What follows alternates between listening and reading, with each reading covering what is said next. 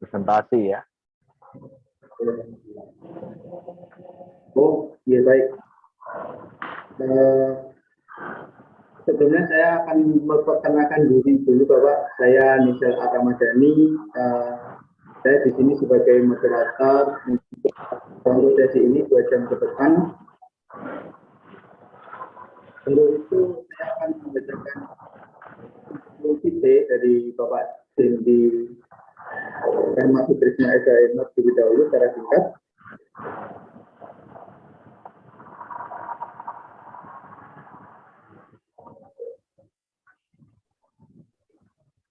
Benar.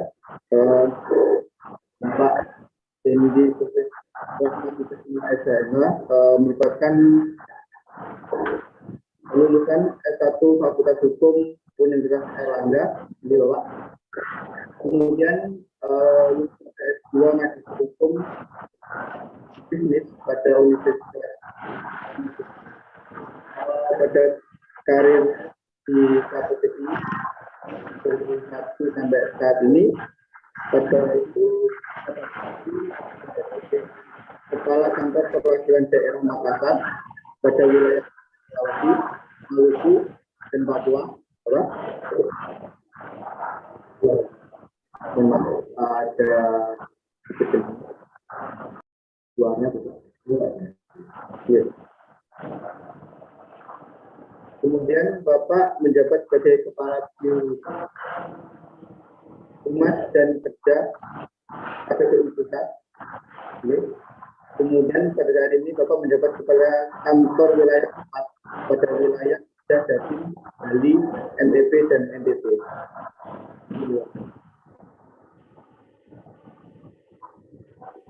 Baik. Untuk itu kita ke materi Bapak mengenai hukum acara persaingan usaha.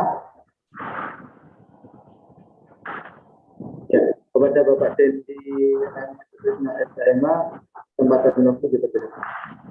Waktu Bapak untuk menyampaikan materinya sampai pukul 17 ya Bapak. Untuk selanjutnya ada di sekitar waktu 30 menit. Baik. Kepada Bapak Dendi Rahmat Trisna SHM, waktu dan tempat dipersilakan. Ya, terima kasih Bapak moderator. Monggo Bapak. Suara Bapak ini sebenarnya terdengar di saya agak ini ya. Tapi kalau suara saya di sana jelas nggak nih Pak? Sudah jelas Bapak suaranya? Jelas ya? Oke. Baik. Bismillahirrahmanirrahim. Assalamualaikum warahmatullahi wabarakatuh.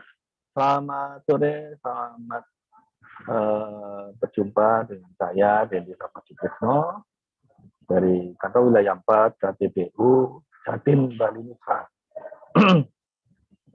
Terima kasih atas kesempatan yang diberikan oleh teman-teman EVA, WKS, serta teman-teman senior-senior saya di Pradi untuk siang kalinya memberikan waktu bagi saya untuk berbagi pengalaman terkait dengan hukum persaingan usaha.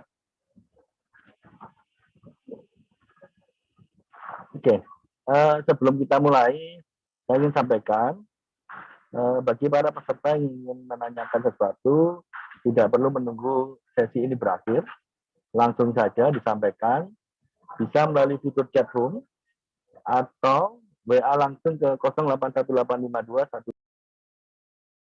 nama _ PKPA _EVA UWKS pertanyaan.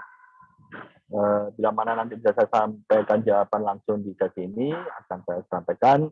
Bila mana waktu tidak memungkinkan, saya jawab di luar sesi. Untuk sebelumnya, Pak Moderator, peserta kita ada berapa hari ini?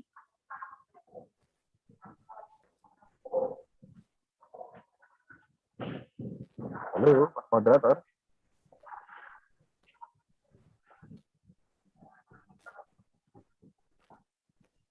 Apakah suara saya belum terdengar? Peserta kurang lebih 36, Pak Dendi. Oh, iya. Dengan Bapak siapa nih? Non sewu. Pak Hanung, Pak, dari panitia, Pak. DPC Pradi, Pak. Oke, siap, Pak. ini rata-rata background-nya dari APH atau S1, lulusan S1, atau mungkin dari teman-teman bisnis.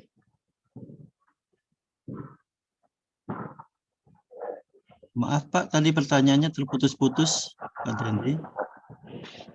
Background dari teman-teman peserta ini kebanyakan dari mana ya Pak?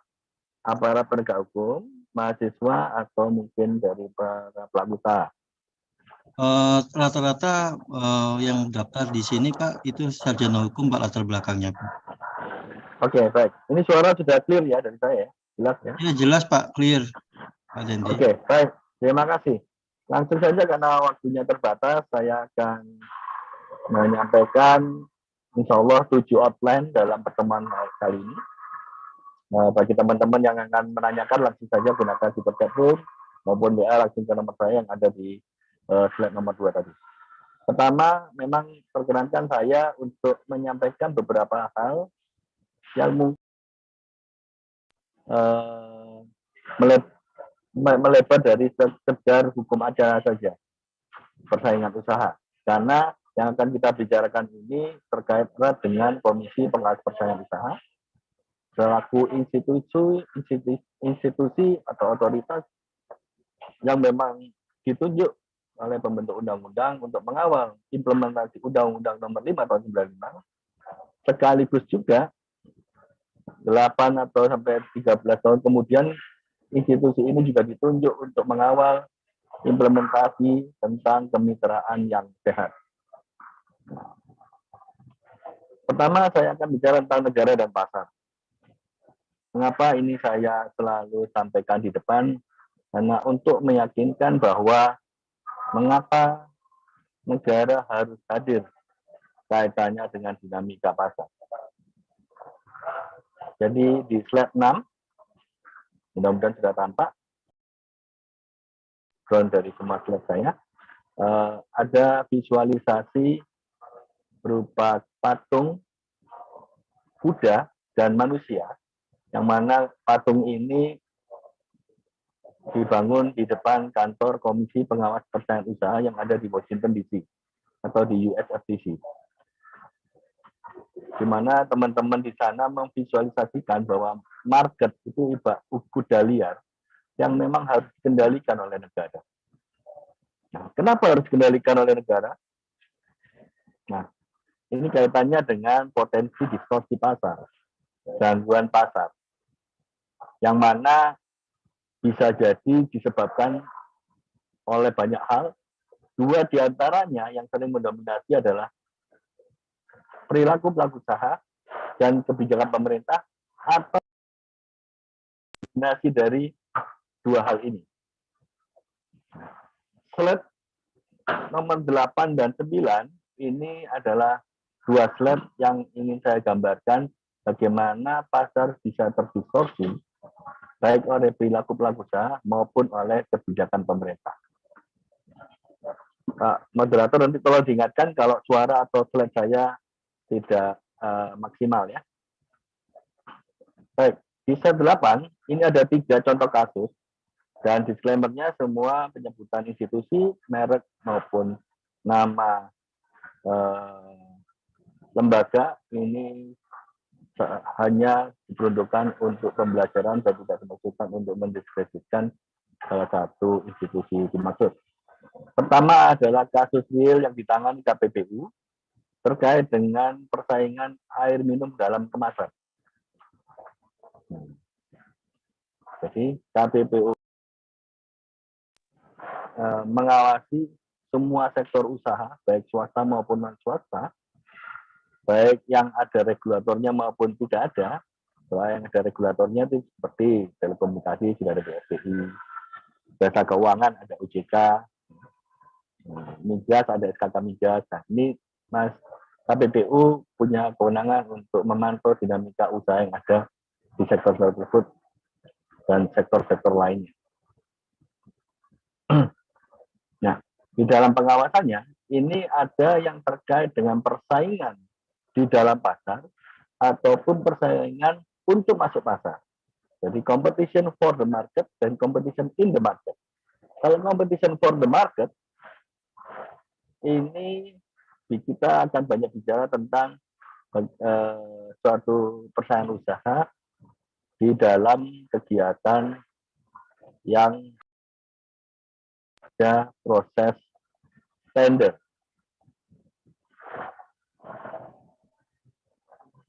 Ada proses tender.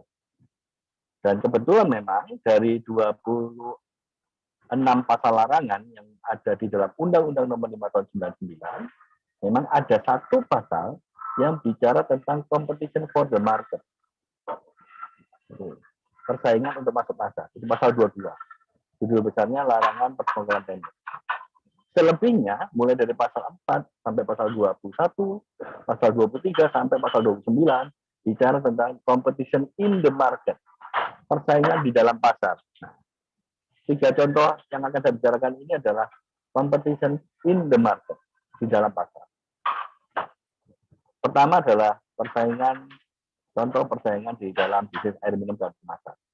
Di mana kita bisa lihat, nanti bisa lihat di putusan KPU di kasus Aqua dan Le Mineral. Di mana di sana kita akan bisa melihat bagaimana perilaku pelaku usaha yang berada dalam posisi dominan di pasar atau sebagai penguat pasar ketika melihat ada pesaing yang punya daya saing yang cukup signifikan. Kira-kira apa yang akan dilakukan? Nah, di dalam kasus ini, Aqua sebagai pelaku usaha incumbent, bahkan bisa disebut perintis dari bisnis air minum dalam kemasan ini, yang kita tahu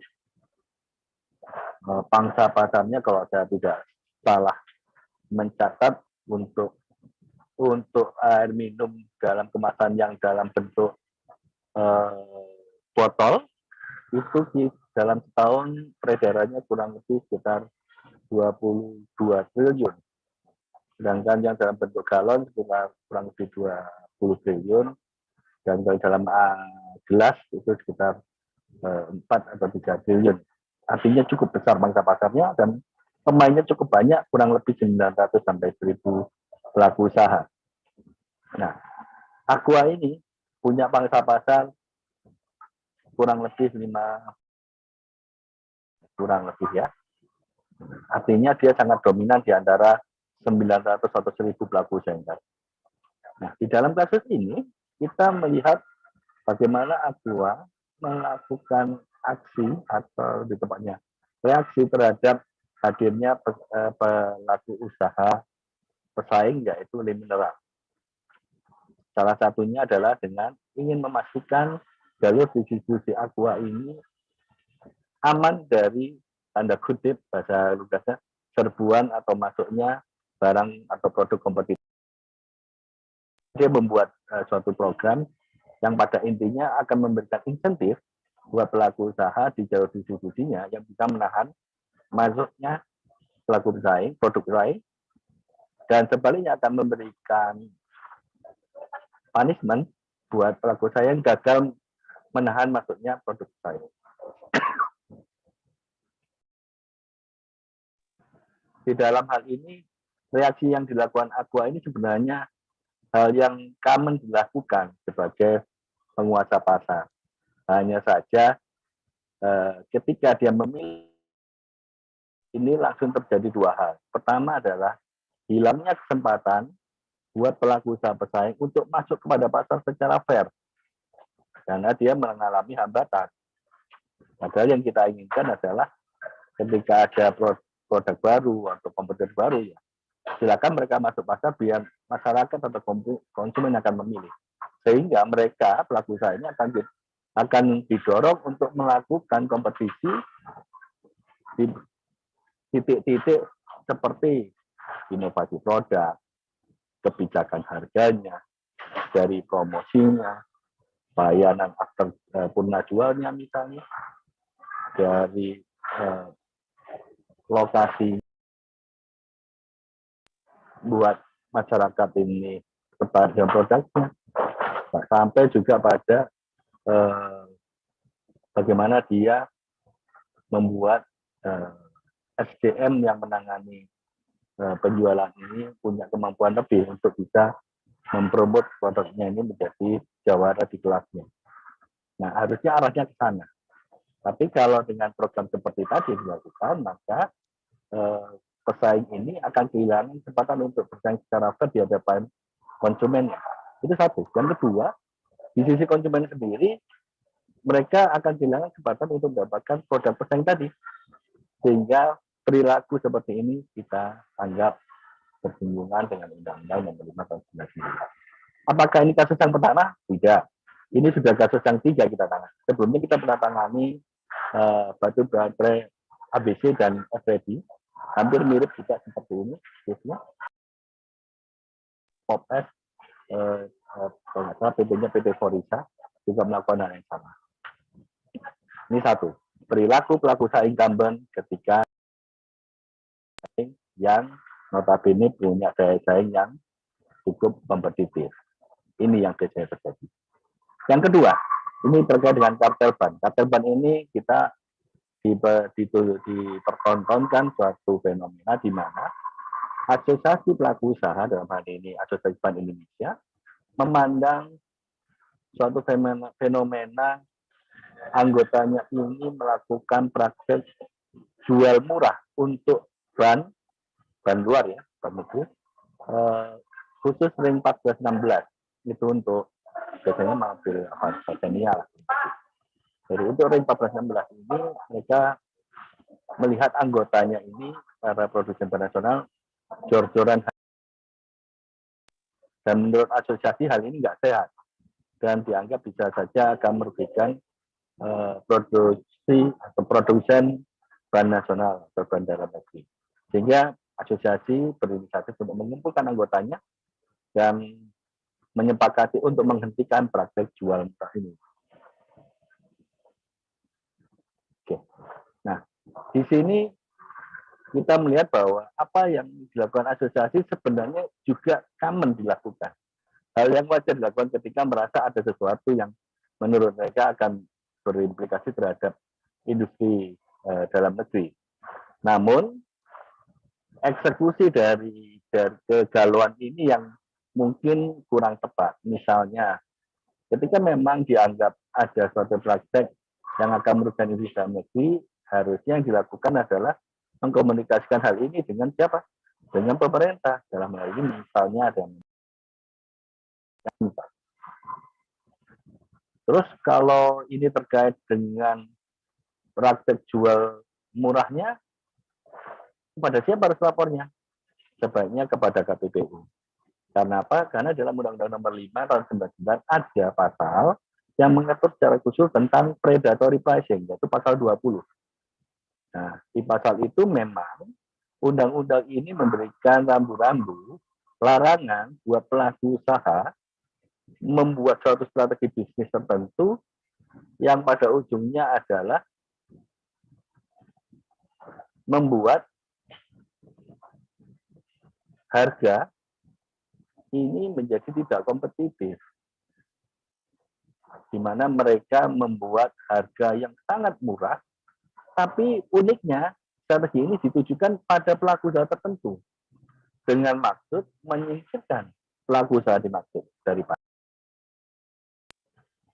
Memang pembukaan pasal ini tidak mudah, tapi baru saja kita mengambil keputusan pertama kali mengenai predatory pricing, yaitu khusus di pasal 20 ini kasus Semenkons, di mana kita bisa membuktikan bahwa produsen Semenkons ini sengaja membuat harga murah untuk melawan atau menyingkirkan semen-semen produksi dalam negeri.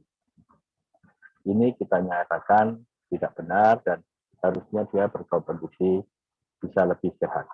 Untuk kasus Semenkons kita denda 20 miliar. Untuk kasus kartel ban kita denda 150 miliar. Untuk masing-masing secara kumulatif masing-masing 6 produsen dikenakan 25 miliar. Harusnya sebenarnya masing-masing produsen ban dalam negeri punya kontribusi atau penilaian gradasi hukuman yang berbeda, tetapi karena pada saat belum ada perubahan dari Undang-Undang Nomor 5 Tahun 1999 tentang denda maksimal persaingan usaha, di mana denda maksimal ada 25 miliar.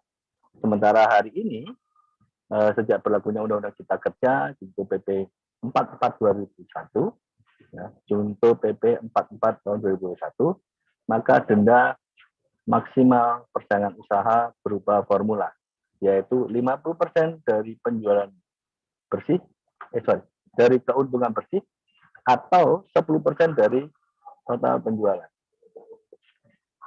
Jadi hanya 50% dari keuntungan bersih atau 10% dari total penjualan. Kenapa bentuknya formula? Karena ingin memberikan pembentuk undang-undang dan pembentuk PP ingin memberikan rasa keadilan yang lebih proporsional ketika KPPU harus mengadili nilainya cukup besar. Misalnya kalau nilainya yang diawasi ini sekitar 1 triliun, kalau cuma didenda 25 miliar, ya ini tentu saja tidak akan memberikan efek jerah. Tetapi kalau ini bentuknya formula, dia akan mengikuti besaran dari keuntungan yang dia dapatkan, yang harus dikembalikan kepada negara. Oke, yang terakhir adalah contoh di mana suatu perjanjian yang bersifat baku atau yang bersifat given atau suatu perjanjian yang memang harus ditandatangani oleh semua pelaku usaha yang ingin masuk suatu sektor industri tertentu, tapi ternyata bisa disisipi dengan klausul persaingan tidak sehat.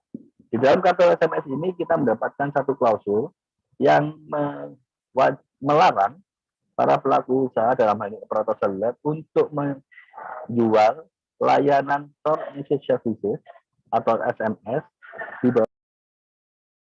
didorong untuk menjual di atas 250 perak per satu kali SMS.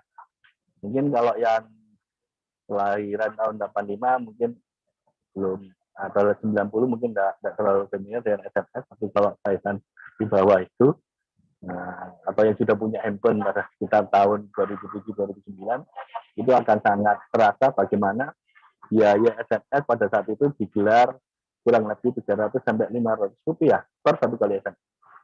Nah, ketika KPPU masuk dalam kasus ini, kita melihat bahwa biaya produknya kurang lebih 74 perak per satu kali SMS. Kalau dengan margin dan pajak, ya mungkin 150 sudah untung. Makanya orang bilang pada saat itu, SMS ini adalah mesin uang buat operator seluler. Apalagi kebayang orang Indonesia kalau melakukan komunikasi secara texting, bisa dilihatlah kalau kita WA seperti sekarang, hanya sekedar untuk mengatakan,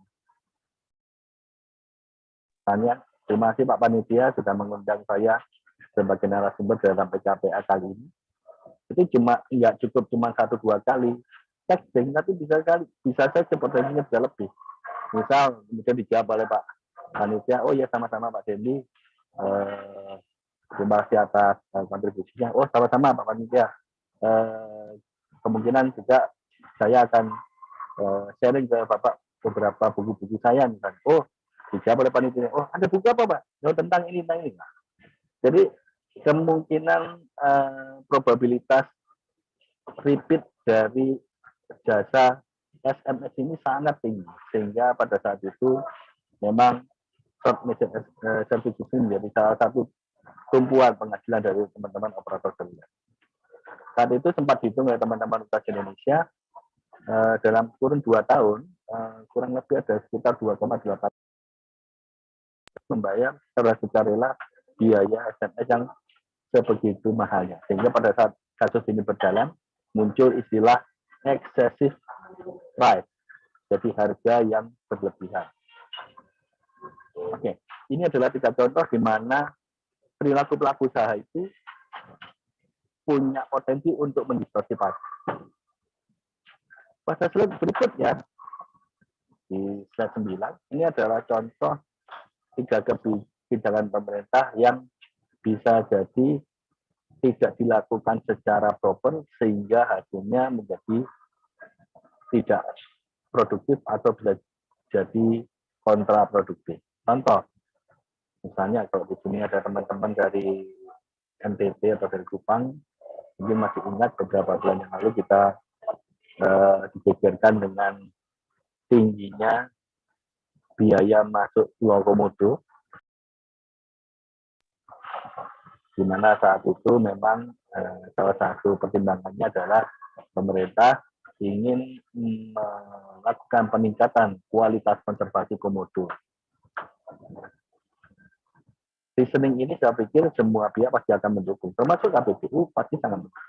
Hanya saja ketika kebijakan ini tidak diharmonisasikan dengan nilai-nilai persaingan usaha dan kemitraan yang sehat, akhirnya berujung pada polemik keberatan dari banyak pihak, baik itu konsumen maupun dari para pelaku usaha yang selama ini menggantungkan hidupnya di dalam pasar pariwisata Pulau Komodo itu sendiri. Sehingga pada saat itu kita langsung menyampaikan saran pertimbangan agar pemerintah meninjau kembali kebijakan pengaturan ini. Apalagi pada waktu itu juga diatur sekalian, selain penetapan harganya 3,7 juta, tertentu untuk mengelola. Memang angka 3,7 ini bukan bagian dari keahlian KPPU untuk menilai kewajaran, tapi ada ahlinya sendiri ya. Jadi mungkin kalau ada yang bilang 3,7 ini sudah wajar kok untuk konservasi. Oke, kalau memang ini sudah wajar, tapi bagaimana penerapannya, bagaimana dampaknya, ini yang perlu dipikirkan. Bisa kebayang kalau misalnya, ini saya sebut aja salah satu peserta ya, Mbak Desi, penggemar, kira-kira kalau misalnya mau ke Pulau Komodo, mau nggak bayar 3,7? Itu berkunjung free selama setahun.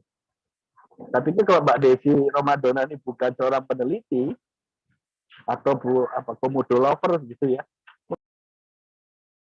itunya mau datang ke sana lebih dari 2 kali dalam setahun. Nah, ini akan cocok diterapkan pada orang-orang dengan segmen tertentu. Inilah yang memang harusnya dianalisa oleh teman-teman pemerintah sebelum menentukan suatu angka tertentu dalam suatu sektor. Termasuk juga bagaimana kebijakan itu juga harus memikirkan keberlangsungan pelaku usaha di dalam sektor yang diatur. Sehingga tidak saja perlu memperhatikan cara konservasi yang tepat, tetapi juga harus memperhatikan bagaimana sektor-sektor lain yang terkait dengan. Contoh berikutnya adalah yang mungkin sampai hari ini juga masih dalam proses ya, terkait dengan minyak goreng. Mungkin Mbak peserta PKPA ini sejak Oktober 2021 adanya kenaikan harga minyak goreng. Paling parah itu di Maret 2022 kemarin. Tembus harganya lebih dari 30.000 per liter. Itu pun kadang barangnya tidak ada. Nah, ini bermula dari meningkatnya harga CPO internasional yang akhirnya mendorong para pelaku usaha ini lebih memprioritaskan produk upayanya untuk memenuhi kebutuhan ekspor untuk mendapatkan cuan yang lebih tinggi dari fenomena tingginya atau naiknya CPO internasional. Padahal kita tahu CPO adalah bahan baku dari minyak goreng. Jadi ketika minyak CPO-nya atau sawitnya banyak diperuntukkan untuk mengejar harga CPO internasional, maka bisa kebayang bagaimana pemenuhan untuk pasar dalam negeri. Ini yang akhirnya membuat harga minyak goreng merangkak naik karena bahan bakunya banyak yang diekspor. Nah, apa yang dilakukan pemerintah? Pertama waktu itu ketika Maret, kurang lebih bulan Maret ini mencapai puncak mahal, kita memutuskan untuk membuat kebijakan harga eceran tertinggi. Nah, dengan maksud untuk mengerem nih supaya harganya tidak terus melonjak. Nah, padahal dari pandangan KPPU harusnya sebelum mengeluarkan kebijakan HIT ini harus dilihat dulu nih permasalahannya apa. Nah, karena KPPU sebelumnya juga pernah menangani kasus minyak goreng, cuman beda fenomena. Kalau dulu fenomenanya adalah CPO internasional turun, harga minyak goreng kita tetap tinggi. Itu lebih gampang menangkapnya. Kalau sekarang CPO yang sebagai bahan baku minyak goreng ini naik, minyak gorengnya ikut naik. Sebenarnya kenaikan fenomena naiknya minyak goreng ini menjadi wajar dengan asumsi biaya produksi ikut naik akibat CPO yang naik. Hanya saja permasalahannya adalah apakah ada yang memanfaatkan fenomena kenaikan ini untuk mendapatkan keuntungan lebih besar daripada keuntungan yang biasa diambil pada periode-periode normal. Nah, istilahnya orang aji mumpung lah, mumpung naik, ketika naik dan keuntungannya lipat-lipat ganda. Nah, ini yang sedang dilihat oleh KPPU melalui penegakan berlangsung proses finalisasi. Karena sudah hampir pada penyusunan putusan. Di mana KPPU memeriksa 27 pelaku usaha produsen minyak goreng yang diduga melanggar atau melakukan upaya-upaya persaingan tidak sehat. Sampai di sini ternyata kebijakan pemerintah terkait HET tidak mampu tuh, nggak bisa menghentikan naiknya harga. Pakai kebijakan domestic market obligation dan domestic price obligation. Pakai jurus ini pun juga tidak serta-merta selesai permasalahan. Nah, karena KPU melihat bahwa harusnya yang dilakukan adalah memperbaiki sisi hulunya tadi. Makanya sempat juga Pak Luhut misalnya mengusulkan adanya audit kepemilikan hak-hak kepemilikan sawit di Indonesia.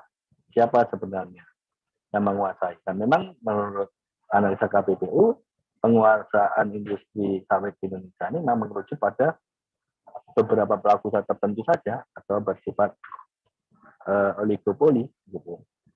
Nah, disitulah yang harusnya mulai dibenahi. Makanya di samping KPPU menempuh penegakan hukum, KPPU juga melakukan atau menyampaikan saran pertimbangan yang pada intinya kurang lebih mendorong pemerintah memberikan ruang buat pelaku usaha menengah dan kecil untuk masuk di industri pengolahan minyak goreng. Supaya apa? Supaya mengurangi ketergantungan pada pelaku usaha tertentu. Nah, ini contoh kebijakan yang di HET dan turunannya tadi yang dimunculkan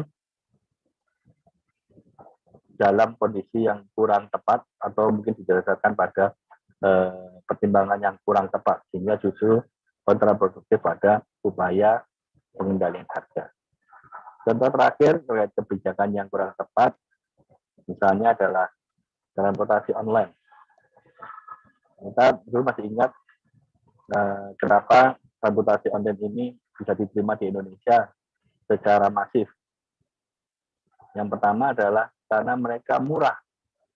Yang kedua mereka mudah.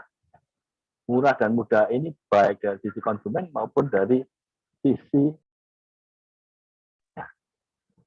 kebayang dulu orang mau berbisnis di sektor transportasi publik itu harus berbadan hukum, harus punya armada sejumlah tertentu.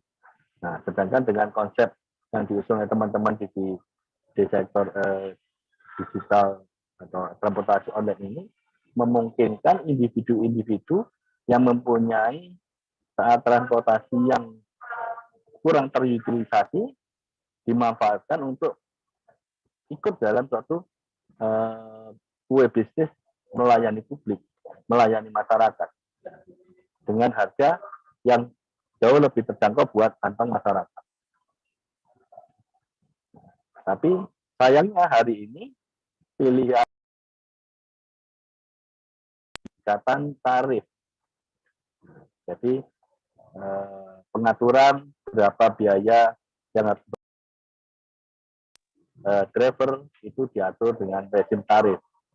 Nah, padahal kita tahu kalau di awal tadi sudah saya sampaikan mereka masuk ini dengan konsep yang tidak konvensional, kemudian mereka menawarkan sesuatu yang memang beyond atau di luar dari pengelolaan transportasi pada umumnya, maka seharusnya pendekatannya pun harusnya berbeda.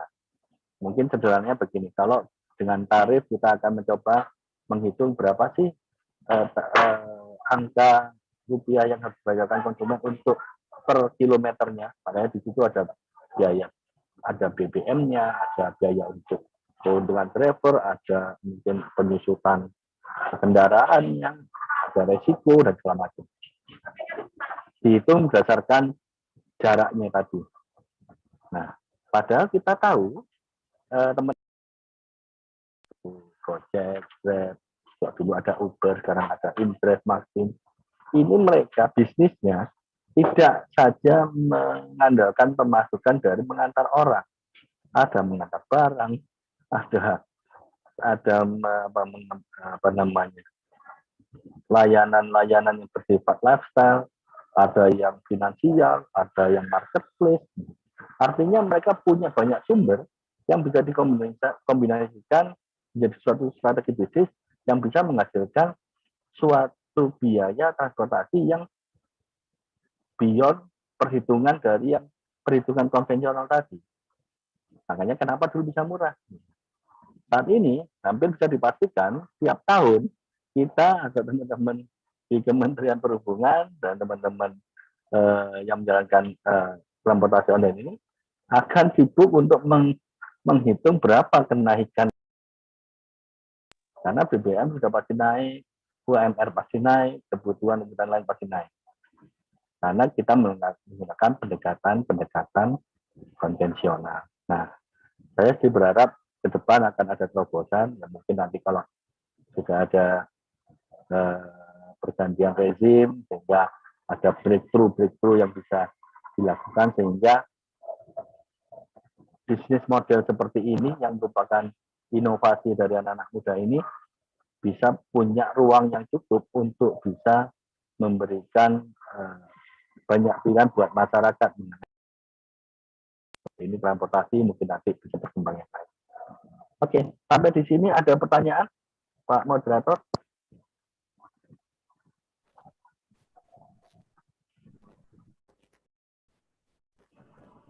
Saya ngecek di WA saya juga tidak ada, di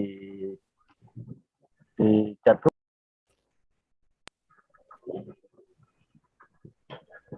Di chat room juga tidak ada. Atau ada yang mau bertanya, silakan raise hand. Halo, suara saya terdengar? Mudah-mudahan ini nggak pada ngantuk ya. Karena ini jam rawan nih. Saya lanjutkan ya, Pak Moderator. Oke. Kalau tadi kita bicara apa saja yang menjadi di pasar, sekarang kita bicara bagaimana implementasi di Indonesia mengenai negara dan pasar tadi. Di sini ada Undang-Undang Nomor 5 Tahun 99 tentang larangan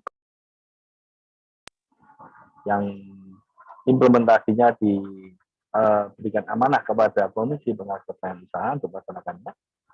Yang kemudian dalam beberapa tahun berikutnya, tepatnya setelah lahir Undang-Undang 20 2008 tentang usaha mikro kecil menengah dan PP 17 2013, KPPU juga diberikan amanah untuk mengawasi dari sisi pencegahan maupun penegakan hukum terkait kemitraan yang sehat. Ini penegakan hukumnya antara persaingan usaha dengan kemitraan yang sehat ini sedikit ada perbedaan. Oke. Pak, kalau bicara persaingan usaha yang sehat itu Undang-Undang Nomor 5 itu maunya apa sih? Nah, Undang-Undang Nomor 5 ini pembentuk undang-undangnya satu, ingin menghentikan semua praktek monopoli dan persaingan usaha jasa. Yang disebut persaingan usaha jasa itu siapa? Persaingan yang dilakukan secara tidak jujur melawan hukum dan menghambat persaingan usaha itu sendiri. Yang kedua, pembentuk undang-undang ini melalui Undang-Undang Nomor 5 Tahun 99 ingin membuka kesempatan berusaha yang lebih lebar, yang dulu hanya dikuasai oleh orang-orang tertentu yang dekat dengan kekuasaan. Sekarang kue ekonomi begitu lebar sehingga teman-teman yang punya kompetensi untuk bisa ekonomi. Yang ketiga adalah undang-undang ini bisa menjamin kesempatan bursa yang sama buat semua pelaku usaha di semua level. Kecil, menengah, besar, ini semua didorong untuk punya kesempatan bursa yang sama. Tentu saja yang kompeten, bukan yang abal-abal. Jadi kalau dia kompeten, dia diberikan ruang yang sama untuk bersaing. Sehingga apa? Sehingga kalau persaingan itu sehat, maka konsumen punya banyak pilihan, di mana akan banyak terdeliver di pasar barang dan jasa yang sesuai dengan preferensi konsumen, baik dari preferensi harga, utilitas, mungkin lifestyle misalnya, atau preferensi-preferensi yang lain yang memang dimiliki oleh konsumen. Jadi itu salah satunya yang bisa diharapkan dari persaingan usaha yang sehat. Kemudian Pak, kalau yang kemitraan gimana? Dan kemitraan ini pembentuk Undang-Undang 20 2013 memang menginginkan agar KPPU mengawasi pelaku usaha menengah besar ini jangan sampai menggenjot pengusaha kecil, apalagi mikro kecil. Yang ada adalah bagaimana KPPU bersama juga tentu saja pembina di Kementerian Teknis terkait UMKM ini bisa membuat usaha mikro kecil ini tumbuh berdampingan dengan pelaku usaha besar. Nah, memang diharapkan kemitraan itu harus lahir dari suatu prinsip saling membutuhkan, saling mempercayai, menguntungkan dan menguatkan. Nah, namun memang sialnya sampai dengan hari ini tidak banyak memang benar-benar mengimplementasikan hal itu. Dan pemerintah ini memang masih besar untuk mengawal kemitraan itu. Dan dalam menjalankan tugasnya sejak awal untuk kemitraan ini, penguatan kemitraan, KPPU akan side by side dengan pembinanya. Kalau di daerah ya dengan dinas koperasi, kalau di pusat ya dengan Kementerian Koperasi, Koperasi dan UKM ya, sehingga tidak sendirian. Makanya nanti ada sedikit perbedaan di dalam upaya penegakan hukumnya. Kemitraan ini tak rentan. Nah, kalau yang besar ini terus ibaratnya udah Pak, saya nggak mau bermitra, saya usaha sendiri aja. Ya bisa mereka melakukan itu. Padahal sebenarnya dari menitipkan upaya percepatan naik kelas dari usaha mikro kecil tadi untuk bisa sama-sama tumbuh. Oke. Nah, ini beberapa catatan tentang persaingan. Jadi dengan era perdagangan bebas ini memang akan memicu munculnya persaingan bebas. Maka persaingan bebas ini yang harus dilawan. Karena bukan persaingan yang bebas yang kita inginkan, tapi persaingan yang sehat. Salah satu contohnya apa? National interest. Makanya di dalam pasal-pasal di Undang-Undang Nomor 5 ini ada beberapa perkecualian. Misal di pasal 51 itu negara diperbolehkan menunjuk lembaga atau institusi tertentu, khususnya BUMN, untuk memonopoli sektor tertentu sepanjang tidak mengeksploitasi konsumen. Nah, jadi seperti Pelindo, ada Kapura, dulu ada Pertamina, dulu ada Telkom Indosat, kemudian ada PLN, kereta api, kan dulu monopoli ya. Nah, walaupun secara bertahap, sektor yang sudah layak kompetisian pasti kita buka. Seperti dulu duopoli Indosat dan Telkom, akhirnya kita buka. Ya. Dulu Pertamina, sekarang juga kita buka khusus untuk yang non subsidi. Karena kita anggap harusnya mereka bersaing. Karena sekarang kalau misalnya Pak Andri Prasetyo atau Mbak Ayu mau beli BBM, nah, kita punya banyak pilihan. Kita mau tetap pakai Pertamina atau pakai BP, pakai Shell, karena kita punya preferensi nih. Nah, bisa dibayangkan dulu sebelum ada persaingan, kita nggak bisa melihat Pertamina bisa sebagus sekarang dalam hal meningkatkan layanannya, dalam hal meningkatkan tidak seperti sekarang ketika sudah ada Pertamina. Jadi secara teori salah satu upaya untuk mendorong iklim persaingan adalah dengan memunculkan pesaing yang kompetitif. Nah, misal nih kalau peserta di sini beli mobil misalnya. Kalau dulu kan ya kita pasti kebanyakan kalau punya duit pasti belinya ya levelnya Toyota lah, atau agak bagus lebih ini lagi lebih mahal lagi mungkin Honda begitu. Sehingga pasarnya ya penguasanya mereka. Tapi dengan hadirnya misal Wuling misal, yang sekarang kita bisa merasakan sensasi apa namanya punya mobil mirip Innova dengan harga separuhnya. Ini akhirnya membuat konstelasi persaingan di sektor otomotif ini berubah sekarang. Kalau dulu naik aja tiap tahun, tapi sekarang kenaikan itu disertai dengan penambahan apa namanya fasilitas. Dulu nggak ada tuh harga mobil jok depannya ada elektriknya gitu ya, yang bisa ngatur naik turun. Sekarang itu semua sudah coba ditawarkan hampir di semua merek. Nah, dulu nggak ada yang pakai voice command, sekarang semua pakai voice command. Itu salah satu bentuk dampak positif dari lahirnya kompetitor yang punya daya saing. Atau dulu misalnya kalau kita mahasiswa kita cuma kenal Indomie.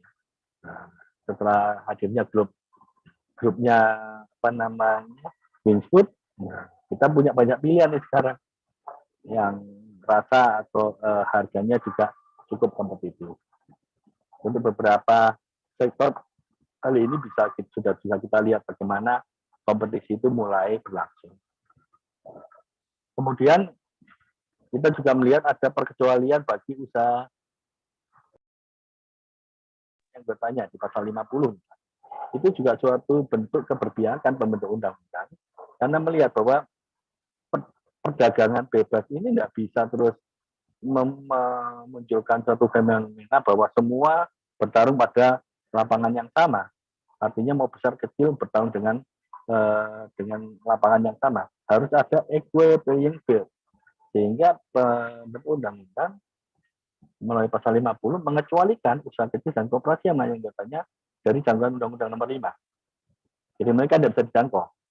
Nah, tapi lagi-lagi memahami pasal kecualian ini adalah mereka pembentuk undang-undang berusaha memberikan waktu yang cukup buat mereka usaha kecil ini untuk punya waktu mempersiapkan diri, naik kelas dan akhirnya berkompetisi dengan yang lainnya. Bisa kebayang kalau mengingat ini undang-undang tahun 99 berlaku tahun 2000, kemudian masih ada perusahaan yang dulu dikecualikan, 20 tahun kemudian masih minta dikecualikan, berarti kan ada something yang tidak jalan. Kalau tahun 2000 mereka mengaku sebagai usaha kecil dan koperasi yang melayani anggotanya yang harus dilindungi, 20 tahun kemudian masih juga usaha kecil, berarti ada sesuatu yang perlu di-update. Nah, kalau istilah orang dulu itu kasus-kasus itu namanya kasus-kasus memelihara bayi berjenggot. Jadi ngakunya bayi minta disusuin, minta dilindungi terus, tapi nggak pinter-pinter sampai berjenggot. Nah, ini juga nggak bagus juga. Karena memang undang-undang ini ingin mendorong semua level usaha itu semakin efisien, semua usaha tumbuh besar, dan undang-undang ini tidak pernah anti besar. Justru didorong untuk naik kelas. Dan kalau sudah besar, tidak boleh menyalahgunakan posisi dominan. Sehingga di slide berikutnya ada yang dikenal bahwa monopoli tidak inherent dan praktek monopoli. Monopoli saja misalnya, misalnya Levapura atau Pelindo, monopoli di sektor yang mereka layani misalnya. Ya mereka monopoli, cuma mereka yang diberikan hak eksklusif. Tapi apakah itu identik dengan suatu bentuk? Harus dibuktikan apakah mereka melakukan praktek monopoli. Seperti apa Pak? Misal, apakah mereka melakukan eksploitasi pada konsumen? Apakah mereka melakukan hambatan buat pelaku usaha lainnya? Nah, itu harus dinilai. Karena monopoli ini ada yang sifatnya natural monopoli, atau monopoli kalau, atau monopoli dengan undang-undang, atau memang monopoli karena memang produknya bagus dan diterima oleh masyarakat dan dia menguasai pasar. Kalau yang bentuk seperti itu tidak masalah. Yang bahaya adalah praktek monopoli. Oke. Berikutnya adalah otoritas pengawasan usaha itu sendiri. Dia adalah lembaga independen yang bertanggung jawab kepada presiden lepas dari pengaruh dan kekuasaan pemerintah. Tiap tahun kita memberikan laporan kepada presiden dan DPR dalam hal ini Komisi 6 secara rutin juga melakukan pengawasan lewat rapat dengan pendapat yang beberapa bulan sekali dilakukan dan sudah dirilis KPPU. Kemudian saat ini adalah periode keempat, yaitu periode 2018-2027. KPPU dipimpin oleh 9 komisioner, yang sekarang ketuanya adalah Bapak Afif Hasbullah. Ini satu-satunya perwakilan dari Indonesia Timur, khususnya dari Jawa Timur. Dalam melaksanakan tugasnya, beliau-beliau ini dibantu oleh sekretariatan, ada kesekjenan, ada kedeputian, baik itu kedeputian bidang kajian dan advokasi, dan kedeputian bidang penegakan hukum. Kalau di daerah, ada kantor wilayah, ada 7 kantor wilayah, ada di Medan, ada di Lampung, ada di Bandung, ada di Surabaya, Balikpapan, Makassar, dan Yogyakarta. Masing-masing punya daerah sendiri-sendiri. Pak, ini kalau saya mau lapor bisa kemana? Ini uniknya. Jadi kalau sekarang ini, bagi teman-teman yang ingin melaporkan tentang dugaan pelanggaran, meskipun misalnya objeknya itu ada di Aceh, itu juga tidak apa-apa. Objeknya itu di Papua, Anda sendiri lapornya di Jogja juga tidak apa-apa. Yang penting nanti ketika laporan itu diklarifikasi, Anda memperbaiki sesuai dengan ketentuan yang ada. Ketentuan yang ada itu apa aja, Pak? Ini bisa dilihat di langsung skip dulu. Nah, jadi ditujukan kepada Ketua KPPU dengan bahasa Indonesia yang baik dan benar, yang membuat sekurang-kurangnya, ini ada di slide 26, identitas baik pelapor maupun pelapor, termasuk juga saksi, kalau memang ada saksinya. Yang kedua adalah kronologis dan ketentuan yang dilanggar. Ini kadang lupa nih, nah, teman-teman yang lapor kadang cuma cerita pelanggaran, tapi lupa memasukkan pasal mana yang dilanggar. Tentu saja pasal tentang Undang-Undang Nomor 5 Tahun 99 yang ada di pasal 4 sampai. Nah, kemudian di dalam laporan itu juga bisa disebutkan alat buktinya apa. Nah, alat bukti ada di pasal 42. Ini dokumen, saksi-saksi, ya dari situ. Terus jangan lupa ditandatangani oleh pelapor. Nah, memang khusus untuk laporan dengan tuntutan ganti rugi wajib disertai nilai dan bukti kerugian real. Jadi kalau bicara tentang laporan ini, Anda bisa baca di pasal 38. Di pasal 38 Undang-Undang Nomor 5 Tahun 99 itu kalau ayat 1 adalah laporan biasa tanpa tuntutan ganti rugi. Tapi kalau di pasal 38 ayat 2 itu dengan tuntutan ganti rugi. Bedanya apa? Kalau di laporan biasa ini kaitannya dengan pasal 38 ayat 3 bahwa identitas pelapor wajib dirahasiakan oleh KPPU. Kalau laporannya dengan tuntutan ganti rugi, maka identitas pelapor tidak wajib dirahasiakan. Ya logikanya kalau mau nuntut ganti rugi kan harus jelas nih, kepada siapa. Sehingga pasal 38 ayat 3 tidak berlaku untuk ketentuan pasal 38 ayat 2. Nah, kemudian kalau itu nuntut ganti rugi, wajib disertai nilai dan bukti kerugian nyata. Kalau potensi kerugian, nah, selama ini yang ditangani KPPU adalah kerugian nyata. Oke.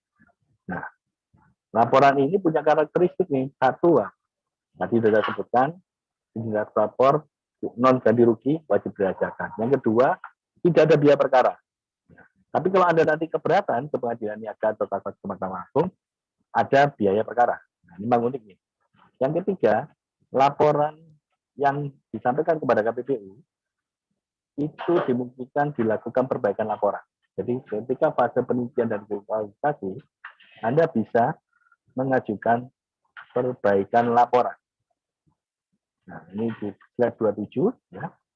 Jadi sumber perkara itu ada dua, ada laporan masyarakat. Setiap laporan masyarakatnya akan diklarifikasi. Untuk apa? Untuk mendapatkan kejelasan dan kelengkapan laporan. Nah, pada saat itu pelapor punya kewenangan untuk memperbaiki laporannya. Jadi jangan khawatir kalau teman-teman lapor atau mendampingi pelapor, di laporan awalnya mungkin nggak jelas dan lengkap, itu bisa diperbaiki tuh. Nah, kalau udah ke fase penyelidikan, di fase penyelidikan ini KPPU akan berusaha menemukan minimal 2 alat bukti.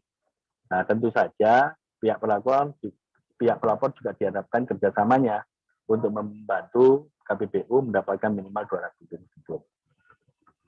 Kalau sudah, ini akan muncul laporan hasil penyelidikan. Kalau dia layak naik ke pemberkasan, kita akan naikkan ke pemberkasan.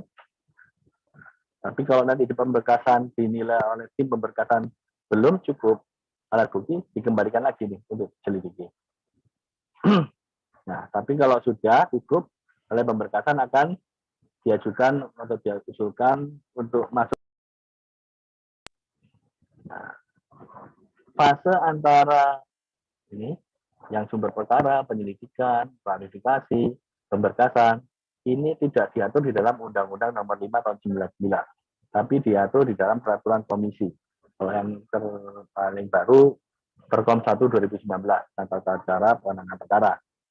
Nah, ini memang maksudnya untuk memastikan bahwa perkara-perkara atau laporan-laporan yang ditujukan ke KPPU ini memang lengkap dan jelas, memenuhi minimal 2 alat bukti, dan masuk dalam kompetensi KPPU.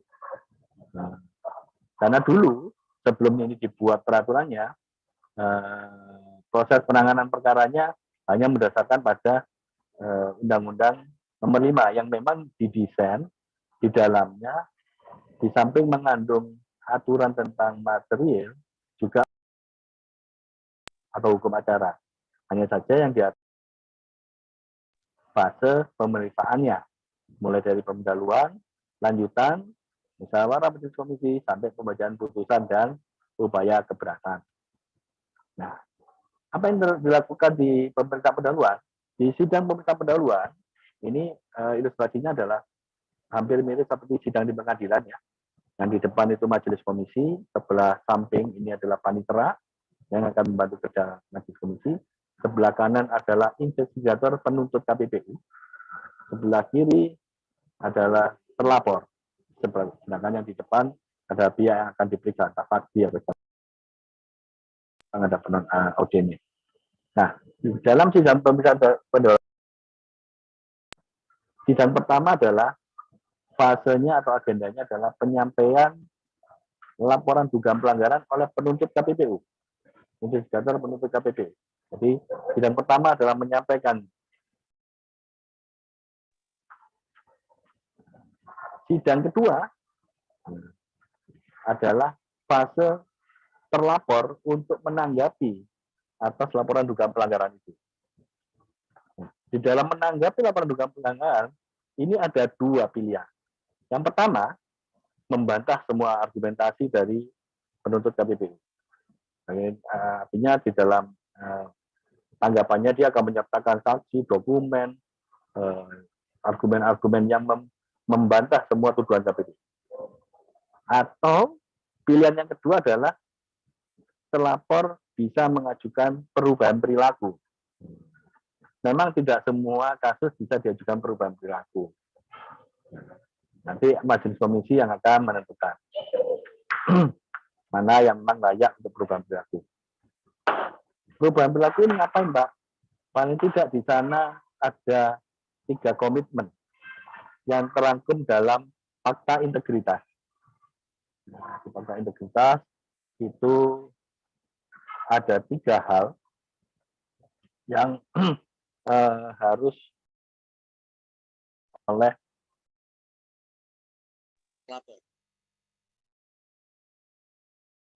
36. Jadi perubahan perilaku ini adalah komitmen pelaku usaha dan atau pihak lain dalam bentuk fakta integritas perubahan perilaku. Jadi ada fakta integritas yang di dalamnya itu berisi pernyataan bahwa mengakui semua tuduhan dari penuntut KPPU dan menyatakan bersalah. Ya. Yang kedua adalah sanggup melakukan perubahan. Nah, tentu saja itu disebutkan kesanggupannya melakukan perubahannya bentuknya apa aja. Yang ketiga adalah sanggup melaporkan, bersedia melaporkan perubahan tersebut kepada KPPU. Itu dimasukkan dalam bentuk fakta integritas. Nah, nanti komisi akan menilai sejauh mana pelaku usaha ini melakukan perubahan. Kalau memang benar berubah ya sudah berhenti di pendahuluan. Tapi kalau ternyata tidak berubah ya lanjut ke pemeriksaan lanjutan. Terus apa yang dilakukan di pemeriksaan lanjutan? Di pemeriksaan lanjutan itu yang dilakukan ada judulnya adalah atau fasenya adalah tahapan setelah KPPU atau institusi KPPU menyampaikan laporan dugaan pelanggaran dan kemudian terlapor sudah menyampaikan tanggapan atas atau bantahan terhadap tuduhan ini, maka dilanjutkan di pemeriksaan lanjutan ini yang dilakukan adalah eksaminasi dari semua alat bukti yang diajukan para pihak, baik itu dari KPPU maupun dari para terlapornya, saksi-saksi, dokumen, termasuk juga ada istilah seperti di pengadilan itu ada infase, jadi para pihak bisa melihat dokumen yang menjadi argumentasi masing-masing pihak. Nah, kalau tadi sudah, maka akan masuk ke fase musyawarah majelis komisi. Nah, untuk durasi waktu, pemeriksaan pendahuluan itu 30 hari kerja, pemeriksaan lanjutan itu 60 hari kerja dan dapat diperpanjang 30 hari kerja. Sedangkan musyawarah majelis komisi, yaitu panitia bekerja sama dengan majelis untuk menyusun putusan itu 30 hari kerja. Total mulai dari pemeriksaan pendahuluan sampai dengan pembacaan putusan itu 100 lebih. Jadi maksimal hari ke-150 majelis komisi wajib membacakan hasil putusannya. Nah, ini mumpung ada hasil putusannya, saya coba bawa ke contoh putusan. Ini bisa Bapak Ibu lihat di mulai 8 ya. Di slide 38, ini ciri khasnya putusan KPPU. Jadi, satu, tidak memiliki ira-ira demi keadilan berdasarkan ketuhanan yang Maha Esa. Artinya, memang yang di dalam proses persidangan ini adalah pemeriksaan administratif, di mana putusan KPPU ini karena tidak punya ira-ira, maka perlu penetapan eksekusi dari pengadilan. Ini contohnya di slide 39. Ini saya ambil dari putusan Semenkons ya. Putusan perkara nomor 03L 2020. Nah, perkara nomor ini masih dengan melihat kodenya ya. Kalau di sini ada kode L, itu berarti dia laporan masyarakat. Tapi kalau I, dia inisiatif KPPU. Kalau M, dia adalah kasus keterlambatan notifikasi merger. Kalau K, dia adalah kasus tentang kemitraan tidak sehat. Jadi ini ada beberapa kode L, I, M, K. Kebetulan ini yang semen adalah L, laporan. Di dalam laporan ini ada dua besar bagian. Pertama tentang duduk perkara. Nah, ini pasti di halaman pertama ada nih, duduk perkara. Yang berikutnya adalah tentang hukum. Nah, kalau tentang duduk perkara, ini mulai proses laporannya atau inisiatifnya itu dimulai ini akan ada di tentang duduk perkara. Termasuk ini laporan dugaan pelanggarannya, termasuk tanggapan terlapornya juga di situ. Nah, kalau di tentang hukum, ini adalah positioning dari majelis komisi. Jadi jangan sampai salah kutip ya. Jadi kalau kita ingin tahu positioning itu ada di tentang hukum. Nah, di tentang hukum pasti di awalnya akan ada kalimat ini. Majelis komisi menguraikan dalam beberapa bagian. Dia sebutkan kebetulan di kasus kunci ini ada 13 item. Mulai dari identitas lapor, dugaan pelanggaran, sampai tentang diktum dan penutup. Nah, jadi ini terstruktur ya. Jadi Anda bisa lihat, oh kalau ingin tahu majelis komisi semen perkara semen ini bicara tentang pasal bersangkutan itu di poin berapa ya? Oh ada di poin 4 tentang pasal bersangkutan. Jadi pandangan majelis ini setelah menilai dari duduk perkara yang ada di bagian sebelumnya. Nah, berikutnya di dalam putusan KPPU itu di ujungnya tidak sekedar hanya ada tentang diktum putusannya saja, tetapi juga ada bagian khusus tentang rekomendasi majelis komisi. Nah, ini memang agak membedakan. Kalau di pengadilan kan bersifat pasif ya. Kalau di sini majelis komisi memang diberikan ruang untuk bisa melihat hal-hal apa saja yang ternyata berkontribusi terhadap terjadinya pelanggaran ini. Misal, oh ternyata pelanggaran itu terjadi salah satunya juga karena ada kekosongan hukum misalnya. Nah, maka di dalam rekomendasi ini sebagai bagian upaya memitigasi berulangnya perkara yang sama, maka majelis komisi bisa memunculkan saran kepada KPPU secara institusi untuk mengirimkan saran pertimbangan kepada pemerintah. Misal, poin ini, bahwa berdasarkan Perpres 71 tahun 2015, pada pokoknya menyatakan semen adalah jenis barang penting yang pengendalian ketersediaan diawasi pemerintah, karena itu pemerintah harus menjaga keberlangsungan industri semen agar dalam jangka panjang dapat memenuhi permintaan masyarakat. Nah, ini penegasan kepada pemerintah untuk karena dianggap barang penting ya pemerintah harus tanggung jawab untuk memastikan ketersediaan tadi itu.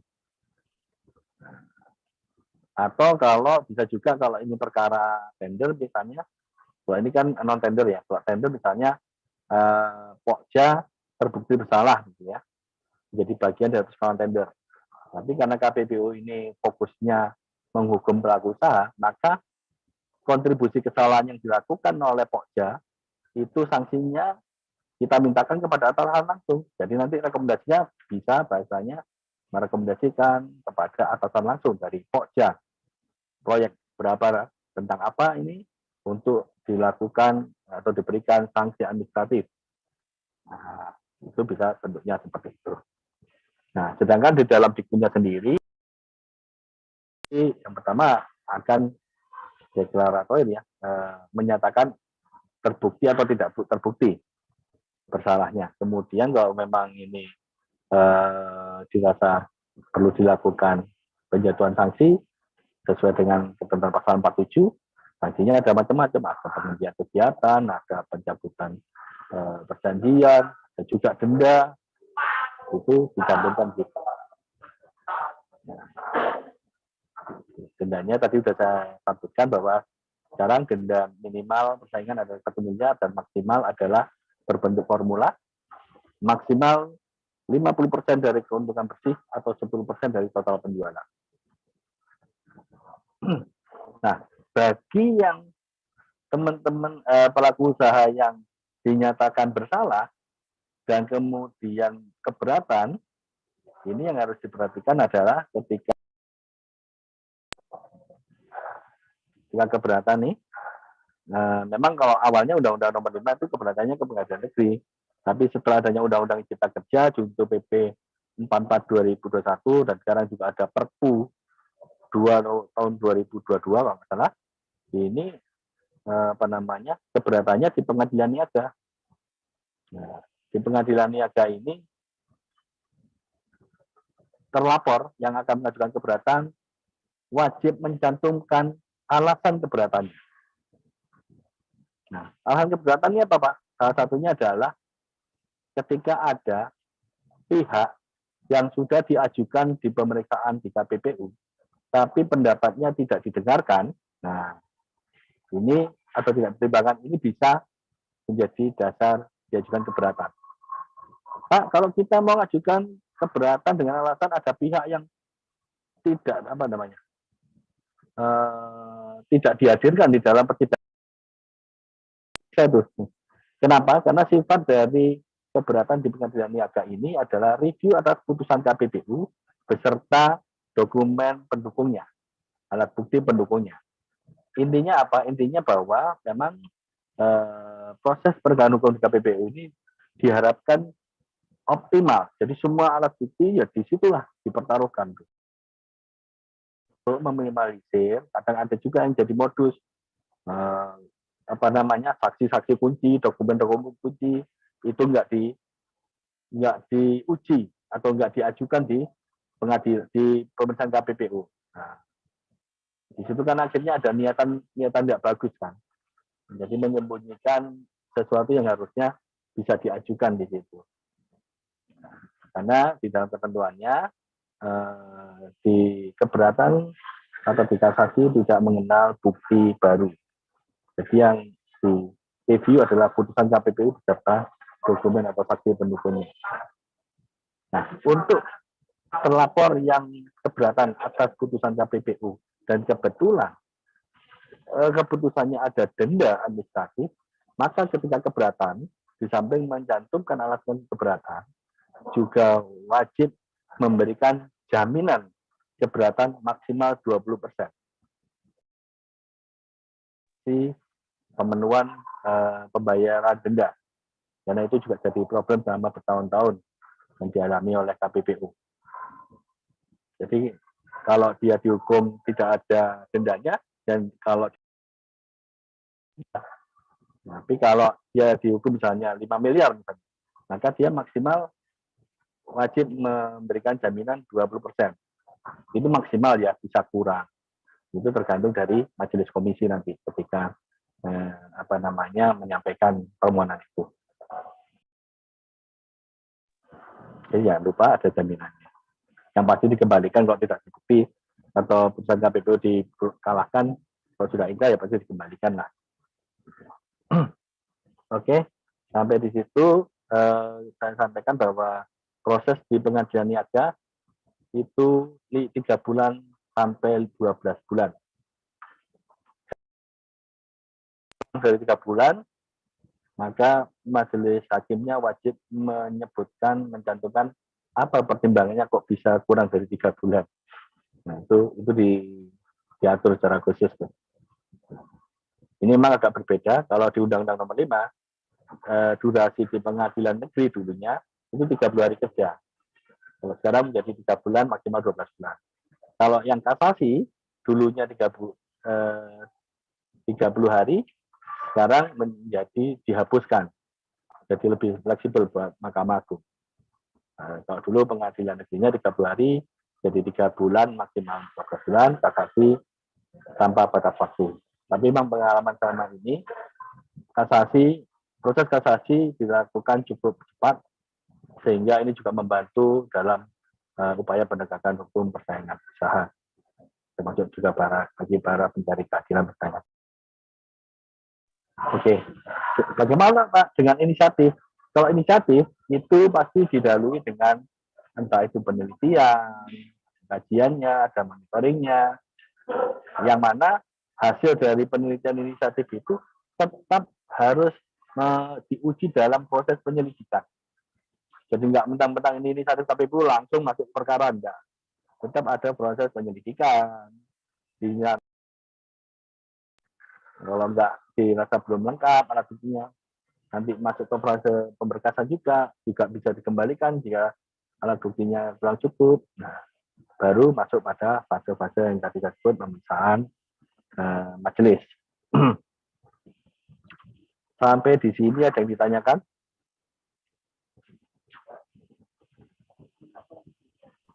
Ini ada Pak moderator, bisa dibantu saya? Ini ada beberapa ya. Jadi ada Pak Suprianto. Yang mana dulu nih, Pak moderator? Halo? Atau saya pimpin sendiri?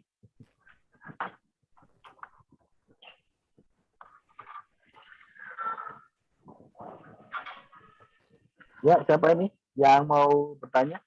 Saya lihat tadi ada. Maaf, ya, saya coba uruskan ya. Ini lagi tidak di tempat nih. Ada Mbak Ayu Resita Santoso. Salam kenal Mbak Ayu.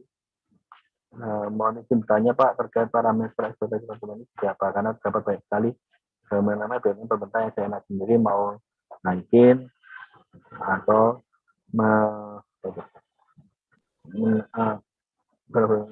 menaikkan atau menurunkan harga dan memperbaiki yang dasarnya tidak jelas.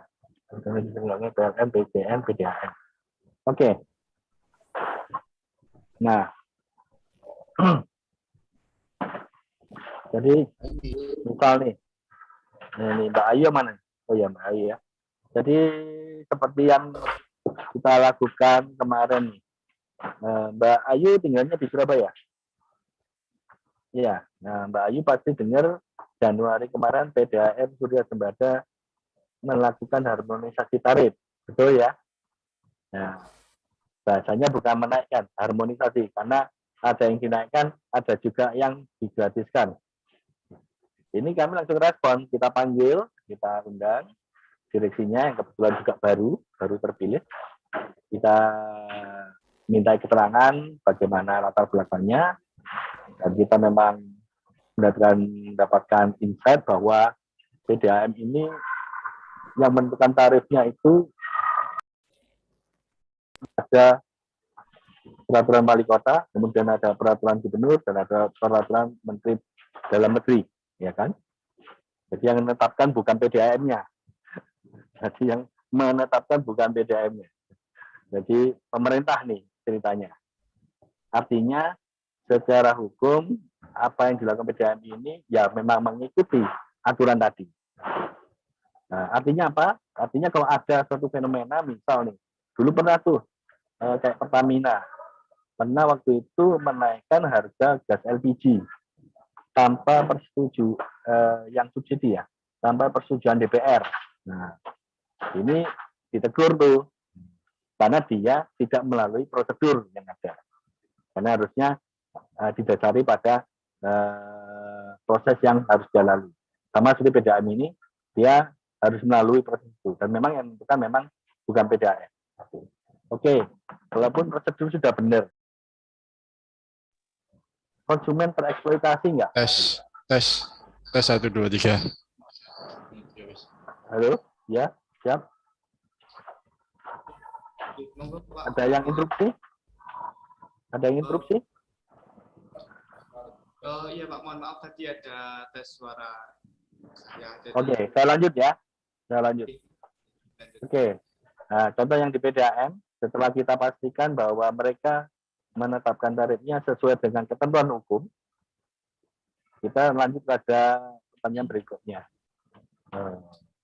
Sejauh mana kenaikan ini memang sudah memperhatikan banyak hal. Daya beli, kemampuan konsumen.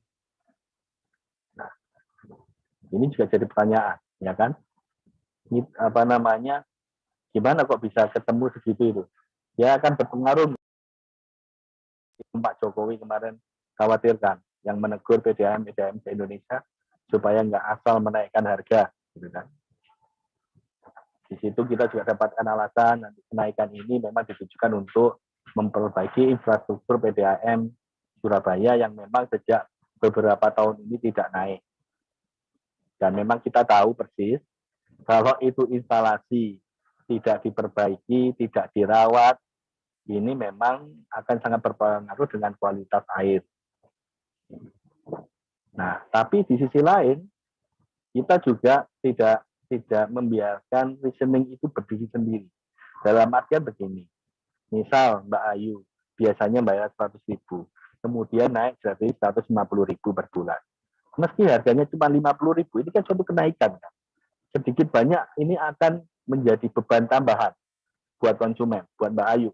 Meskipun mungkin buat Mbak Ayu 50.000 bukan masalah, Tapi buat masyarakat pada umumnya, kenaikan ini tetap harus ada keseimbangannya. Nah, itu yang kita dorong kemarin.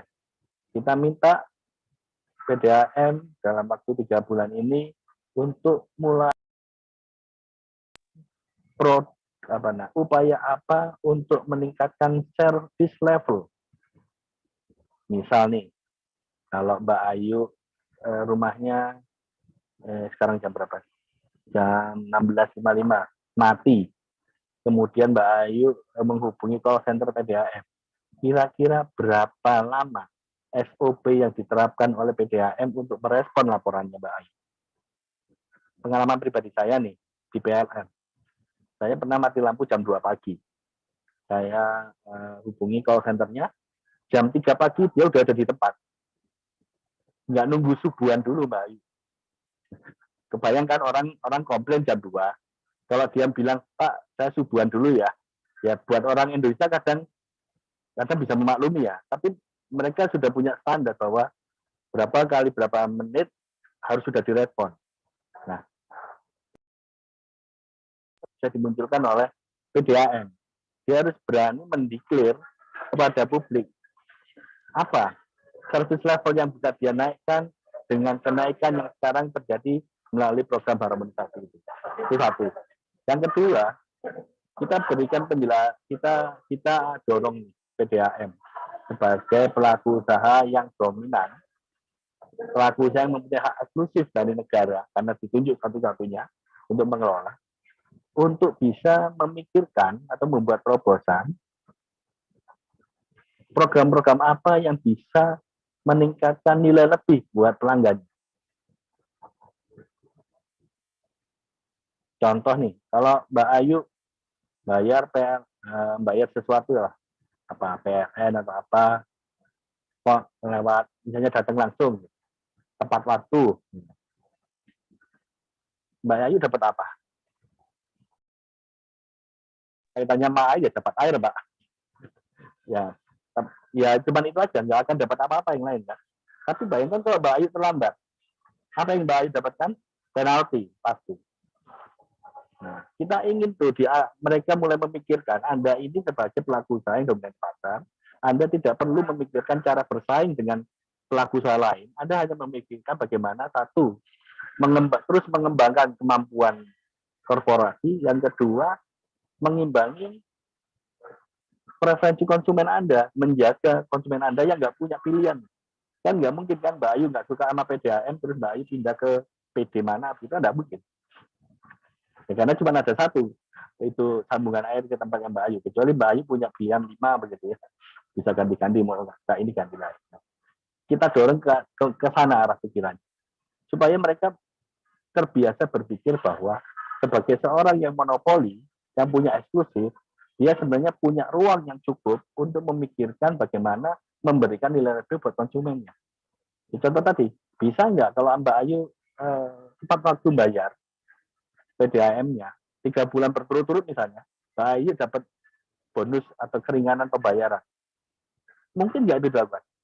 Ya sangat mungkin. Sangat mungkin. Tinggal mau atau enggak. Nah, ini yang kita dorong mereka di internal itu. Nggak cukup hanya menjaga ke apa ya.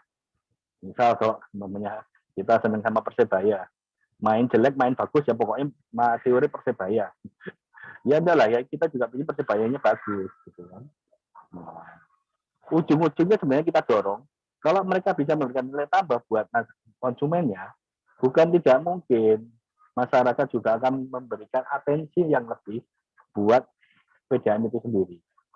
Sebagai contoh PT Kereta Api, dulu nggak pernah ada orang yang bayangkan PT Kereta Api seperti sekarang. Nggak ada yang membayangkan PT Kereta Api masuk jajaran 1 dari 10 perusahaan BUMN yang menjadi pilihan anak muda hari ini. Nah, kebayang nggak kalau PDAM Surya Sembada yang menjadi BUMD yang paling lagi memberikan kontribusi buat PAD menjadi kebanggaan warga kota Surabaya? Sangat mungkin. Warga Madiun bangga terhadap PT Inka yang di Madiun. Sangat mungkin dilakukan kalau ada perubahan-perubahan berproduksi sesuai dengan ruang yang dia miliki. Nah, ini yang kita dorong, Pak. Makanya kita di samping penegakan hukum, kita juga dorong pelaku usaha ini mulai merubah perilaku. Gitu. Ini ya doakanlah kita terus punya uang yang cukup untuk mendorong teman-teman pelaku usaha, terutama BUMN yang punya hak eksklusif tadi, untuk mulai terus berpikir bagaimana berbuat yang terbaik buat konsumennya. Itu ya mungkin jawaban singkatnya. Oke, ada pertanyaan lain? Pertanyaan Bapak dari Bapak Supriyanto Iza. Oke, yang mana nih Pak Supriyanto? Selamat sore Pak Dendi. Ngatur yang mana nih orangnya? Biar tahu nih. Itu gambarnya ya? Sudah Pak. Kita cek no. Oke, silakan Pak Supriyanto, salam kenal. Sore Pak Dendi. Mungkin di beberapa bulan yang lalu kan tarif pesawat pesawat terbang domestik itu kan sangat tinggi Pak ya. Jadi masyarakat sebagai pengguna transportasi terutama transportasi udara itu kan ya mau nggak mau harus, karena nggak ada pilihan lagi. Dan mereka di perusahaan airline menetapkan harga, sudah nggak tahu itu apakah di sini KPPU bisa mempunyai wewenang ataukah cuman bersifat himbauan, atau agar tarifnya ini benar-benar fair, nggak ada maksudnya nggak ada terlalu tinggi untuk nggak terjangkau lagi sama masyarakat. Gitu aja Pak. Makasih. Selamat sore. Oke, terima kasih Pak. Nah ini lihat di di putusan KPPU.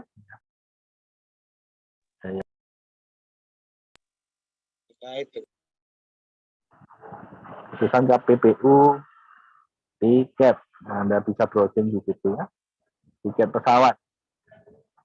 Nah, ini KPPU menilai telah terjadi kesepakatan secara diam-diam atau dikenal dengan istilah concerted action yang diperkuat dengan fakta terjadinya paralelism dalam pengurangan subclass tiket pesawat dengan harga murah. Nah, itu sudah diputus KPPU dan dikuatkan oleh Mahkamah Agung, dan mereka nggak kita denda Pak, tapi kita minta mereka untuk lapor KPPU ketika melakukan strategi bisnis yang kaitannya sama tiket tadi. Jadi kalau Bapak lihat ini kan Desember ya, sebelum Desember itu enggak ada Jakarta Surabaya di bawah 800.000 itu enggak ada. Tapi setelah putusan KPPU itu kita bisa nikmati. Ini coba saya cek langsung Traveloka. Ini Bapak juga bisa cek juga ya. Traveloka pesawat jurusan Jakarta Surabaya berangkat Minggu Maret 2013. Ini sudah mulai bervariasi nih. Kalau berangkat Minggu dengan liburan nih masih paling murah 900. Nah, Senin masih 900 karena hari pertama orang masih kerja yang biasanya PJKA itu. Nah, itu 900. Tapi Selasa sudah 651. Rabu 617. Kamis, nah ini udah mulai agak naik 653. Jumat karena orang udah mau pulang 1.100.000. Artinya variasinya sudah makin banyak Pak. Yang sering agak susah itu adalah yang remote area. Misal kalau dari Bau-Bau ke Surabaya, misal kalau ada gitu ya, atau dari Jakarta misalnya, yang mungkin pesawat cuma 1-2. Ini memang pendekatannya harus agak berbeda. Jadi kalau yang di area-area yang pelaku usaha itu sebenarnya nggak terlalu suka, maksudnya nggak suka karena memang ongkosnya lebih tinggi. Ini memang pendekatan pemerintah harus memberikan insentif bagaimana mereka mau melayani rute itu. Misalkan banyak tuh beberapa daerah bersama dengan airline untuk buat rute di daerahnya. Tapi kalau Jakarta Surabaya nggak usah dikasih insentif, ya mereka udah berebutan masuk itu Pak. Jakarta Surabaya ada berapa? Lebih dari 20 flight untuk Jakarta Surabaya. Akhirnya apa? Akhirnya harganya pun variasi. Harga yang tadi saya sebut Pak, 651, 614. Ini sudah berhimpitan dengan harga kereta loh Pak. Coba Bapak lihat harga kereta berapa. Artinya apa? Artinya ketika suatu sektor itu dikompetisikan secara sehat, diawasi secara ketat, dan jangan lupa diawasi juga kelayakan, keamanan, dan keselamatan transportasinya, bukan oleh KPPU ya, oleh Kementerian Perhubungan, maka kita sebagai konsumen benar-benar akan menikmati itu. Jadi ini salah satu bentuk real yang bisa dirasakan sekarang, bukan cerita lampau. Sekarang bahwa putusan KPPU bisa juga berdampak terhadap konsumen. Nah, ini salah satu contohnya Pak ya. Iya. Oke, terima kasih Pak. Nah, siap, Madurun. Iya, Pak. Ada lagi yang ditanyakan? Selanjutnya ini ada yang present Bapak dari Ibu Ayu Resita Santoso Esa. Nanya lagi nih. Oke.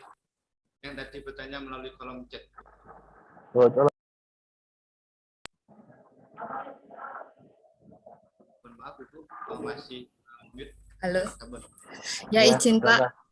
Suara saya masuk ya. Mohon izin Pak, saya belum paham tadi terkait slide Bapak yang halaman 14.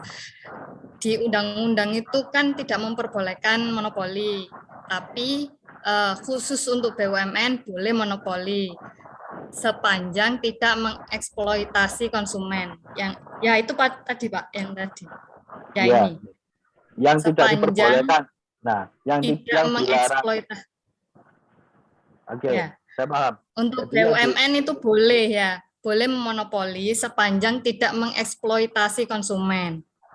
Ini pertanyaan saya Pak, parameter eksploitasi konsumen itu apa? Jadi kita sebagai konsumen,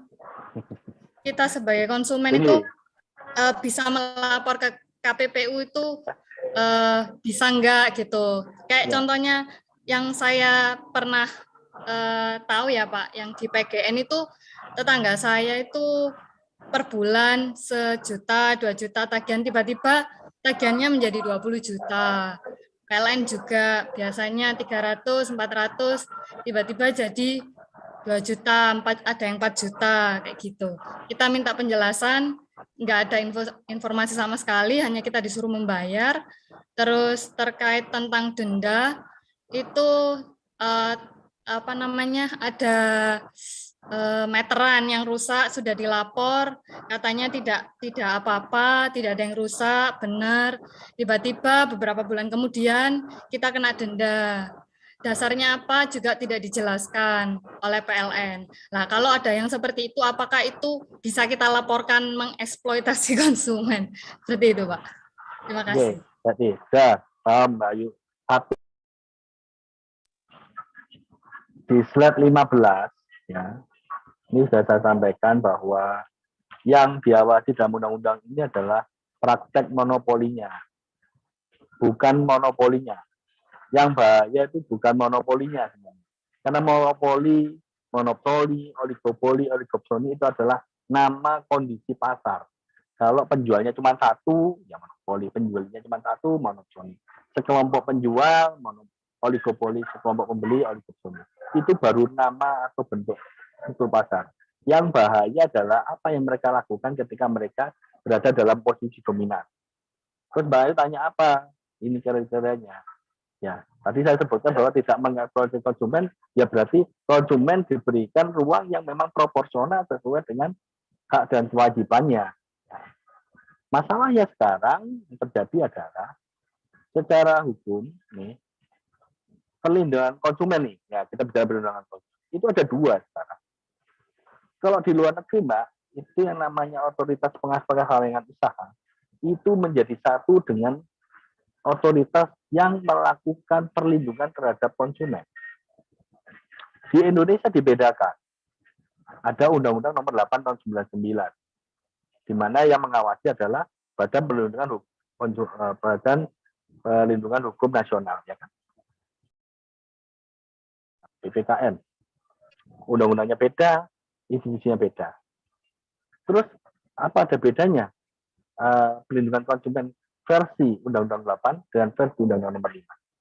Kalau versi Undang-Undang Nomor 8 itu adalah perlindungan konsumen, kalau menurut saya, yang saya baca, perlindungan konsumen atas penggunaan produk. Anda beli handphone, harus ada garansinya misalnya. Anda beli gula, takarannya harus benar. Anda beli minyak goreng, kalau dia nyantumkan ingredientnya ya harus benar ingredientnya. Anda keracunan apa ya, itu di perlindungan konsumen yang gitu kan. Perlindungan atas penggunaan produk. KPPU juga melakukan perlindungan konsumen. Dari apa? Dari dampak atas strategi bisnis pelaku usaha tadi. Jadi kalau misalnya tanya tiket pesawat, tahu-tahu dinaikkan, gitu lah. Pertimbangan yang jelas, ada alasan yang pokoknya dia memanfaatkan posisi dominannya misalnya. Nah ini PPU berusaha melihat, lewat putusan tadi, Anda bisa lihat tuh, putusan KPPU tentang tiket. Anda bisa lihat putusan KPPU tentang semen kons misalnya. Nah, ini banding-banding harga untuk matikan produsen nasional, nah, atau misalnya kasus Aqua tadi. Nah ini KPPU masuk ketika konsumen tidak punya kesempatan untuk mendapatkan akses barang kompetitor dari Aqua misalnya. Jadi dampak dari strategi bisnis pelaku usaha. Kalau dari penggunaan harusnya ada perlindungan badan perlindungan konsumen tadi. Yang sialnya kewenangan mereka tidak sebaik yang dimiliki oleh KPPU. Kalau boleh saya berpendapat pribadi begitu. Tidak serigid yang dimiliki KPPU. Makanya kita punya komunikasi dengan teman-teman BPKN. Paling miris inilah misalnya ketika KPPU menemukan tadi yang kasusnya kartel SMS misalnya, ketika konsumen dirugikan 2,8 triliun misalnya dalam 2 tahun. KPPU tidak punya kewenangan memberikan ganti rugi buat konsumen. Tapi kalau ada permohonan ganti rugi dari terlapor, nah ini KPPU bisa. Tapi kalau KPPU menemukan ada kerugian konsumen, mengenai kerugian konsumen itu hanya bisa dilakukan sebagai bahan untuk class action. Nah ini memang agak saya sayangkan. Kalau itu kami juga mengutilisasi temuan tentang kerugian konsumen, itu akan lebih bagus sekalian oleh institusi begitu ya. Kembali tadi ke pertanyaan misalnya PGN atau bukan cuma PGN lah, mana dan ini salah satu yang juga sekarang sedang kita rintis seperti yang tadi yang kita kemukakan di PDAM. Itu kan begitu mereka naikkan harga kita panggil tuh. Kita undang, kita tidak penjelasan kenapa naik. Oh begini-begini. Oke, kalau memang Anda naiknya mau bangun infrastruktur ini, boleh. Tapi yang harus Anda jawab, Anda berikan sekarang ini, bagaimana bisa memberikan kenaikan service level persis seperti pada saat Anda menaikkan harga itu. Nggak usah nunggu 3 bulan lagi, 5 bulan.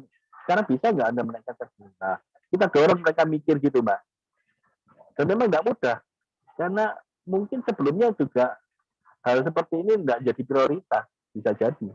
Atau misalnya pemikiran, buat apa sih memberikan value added buat pelanggan yang nggak bisa kemana-mana itu, yang nggak punya pilihan. Kalau kepikiran janda kan susah, makanya salah satu yang kita lakukan di luar penegakan hukum adalah mendorong itu dulu, Mbak. Mendorong itu dulu. Ini kan masalah mindset.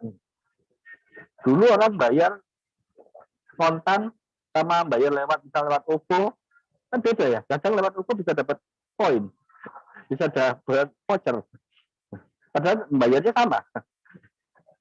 Nah, ini yang kita dorong untuk melakukan itu. Maka untuk kasih waktu 3 bulan untuk melakukan apa saja, mengevaluasi setelah kenaikan ini apa yang harus bisa dilakukan. Nah, nanti di bulan keempat pasti kita undang lagi PDAM.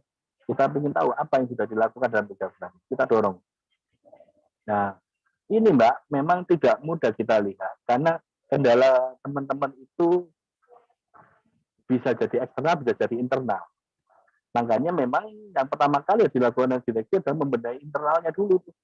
Bagaimana membuka mindset bahwa kita sebagai institusi yang punya hak eksklusif ini harus mulai keluar dari pakem-pakem yang ada saat ini. Misalnya kalau pelanggan bayar ya sudah, kalau pelanggan telat ya di penalti. Kalau mereka protes ya paling bisa nggak bisa nyalakan alatnya tapi bayarnya yang dicicil, 1 juta dibayar 3 kali. Padahal siapa tahu yang salah itu alatnya. Nah makanya PDAM sekarang bikin Mbak itu alat bisa terkonek dengan HP-nya Mbak.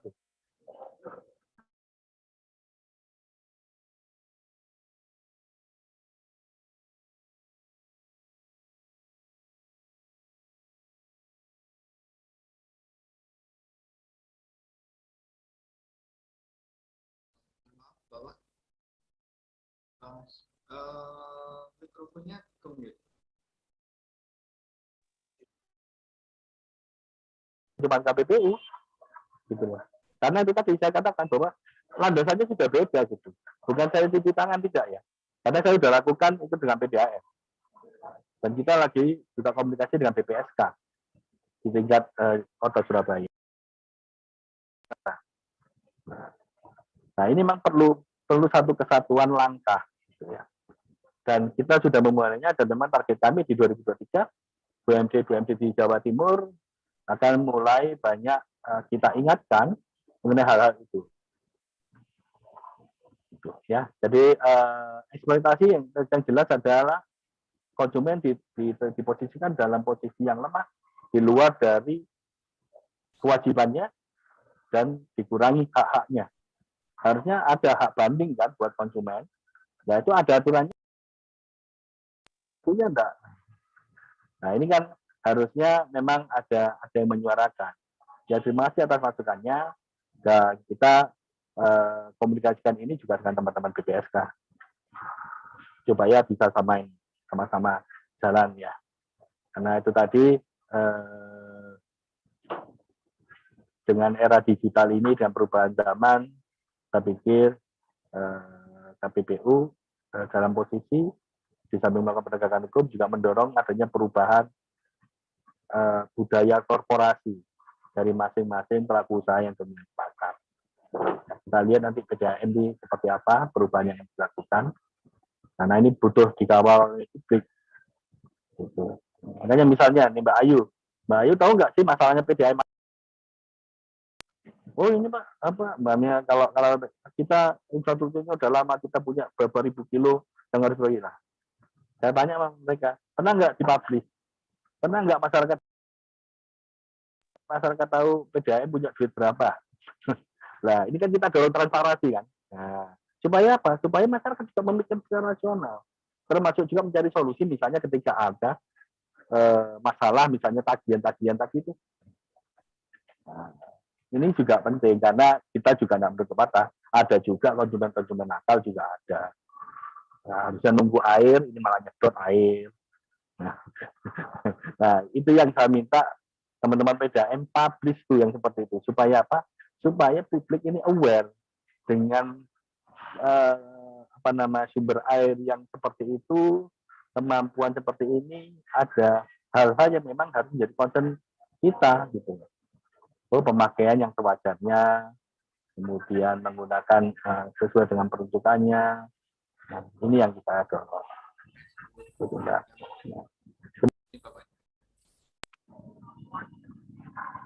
Oke, lanjut. Ada pertanyaan lain?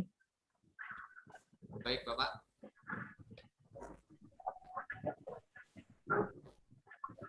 Ada yang lainnya, Mas?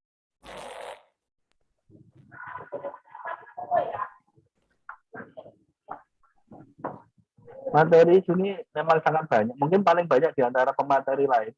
Ini ada 106 slide. Dan itu sebenarnya juga belum semua. Tapi undang-undangnya saya sampaikan. Ini waktunya mungkin sudah kurang 15 menit lagi. Kalau hukum acara, yang jelas Anda harus baca undang-undangnya. Kalau di dalam Undang-Undang Nomor 5 ini ada hukum acaranya. Kemudian ada permanya, peraturan Mahkamah Agung yang terbaru tahun nomor 3 tahun 2021. Terus ada Undang-Undang Cipta Kerja, kemudian ada Perpu 2 2022 juga ada. Itu kurang lebih tadi alurnya seperti itu. Kemudian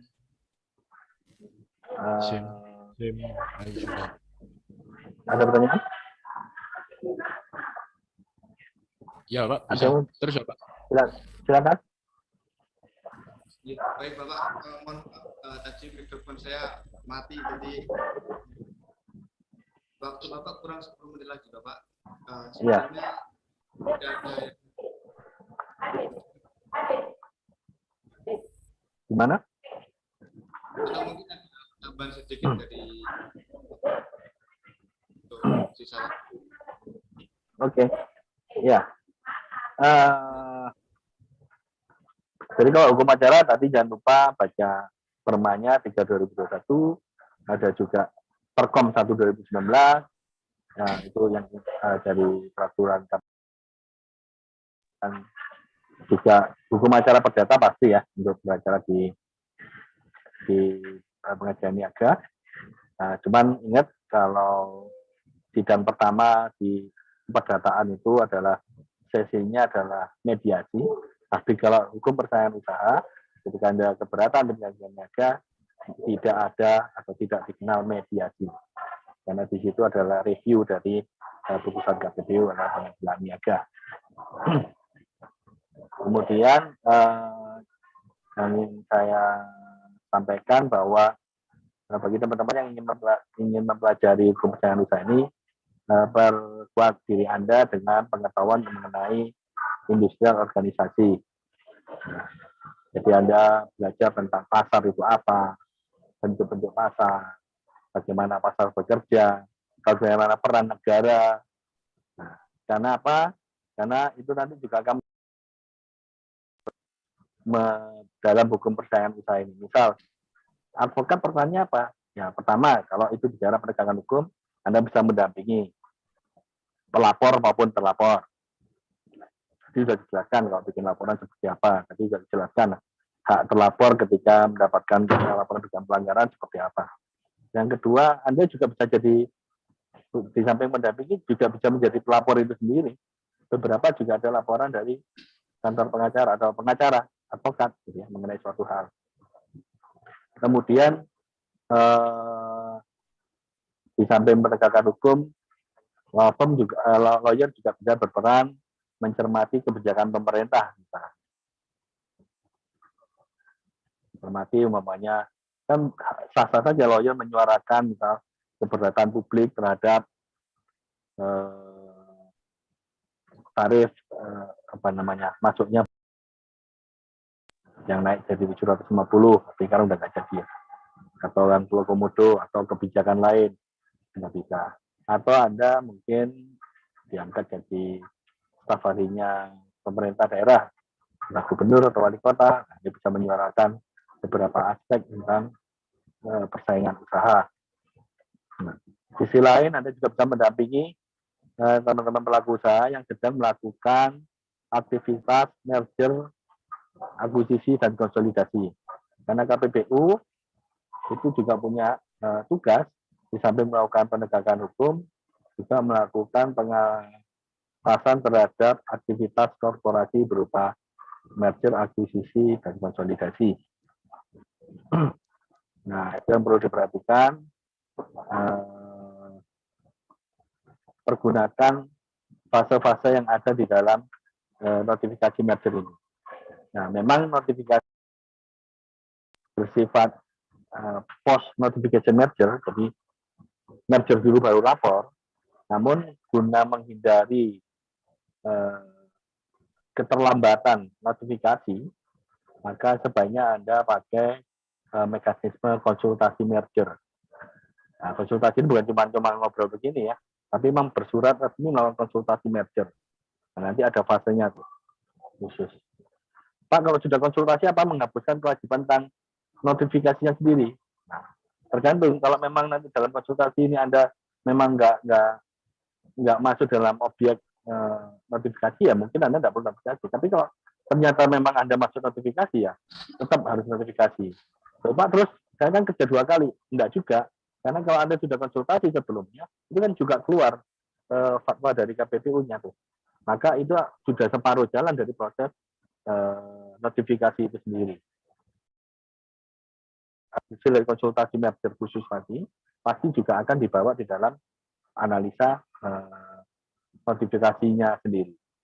Nah, sebenarnya KPPU mendorong dalam amandemen undang-undang supaya mengubah post notifikasi menjadi pre notifikasi, mengubah menjadi sebelum merger itu notifikasi dulu, supaya apa? Supaya memberikan kepastian berusaha, kepastian hukum juga buat para pelaku usaha. Nah, yang keempat, kewenangannya adalah mengawasi kemitraan. Nah, di sana Anda bisa menjadi pendamping dari usaha mikro kecil atau juga pendamping dari perusahaan menengah besarnya. Nah, karena apa? Karena ya saya tunjukkan perbedaannya ya. Di dalam pengawasan merger ini, penegakan hukum, pengawasan kemitraan ini memang ada sedikit perbedaan. 87 di 87 ini misal nih, nah dari awal itu pengawasan kemitraan dilakukan KPPU dengan berkoordinasi dengan instansi terakhir. Jadi nggak sendirian KPPU. Jadi umpamanya di Jawa Timur ya kita dengan dinas koperasi lah. Umpamanya melihat ada perusahaan yang nakal nih, nah ini pasti KPPU sudah ada koordinasinya nih dengan pemerintah daerah. Nah, di sini kita lakukan pengawasan. Kita kumpulin datanya dulu.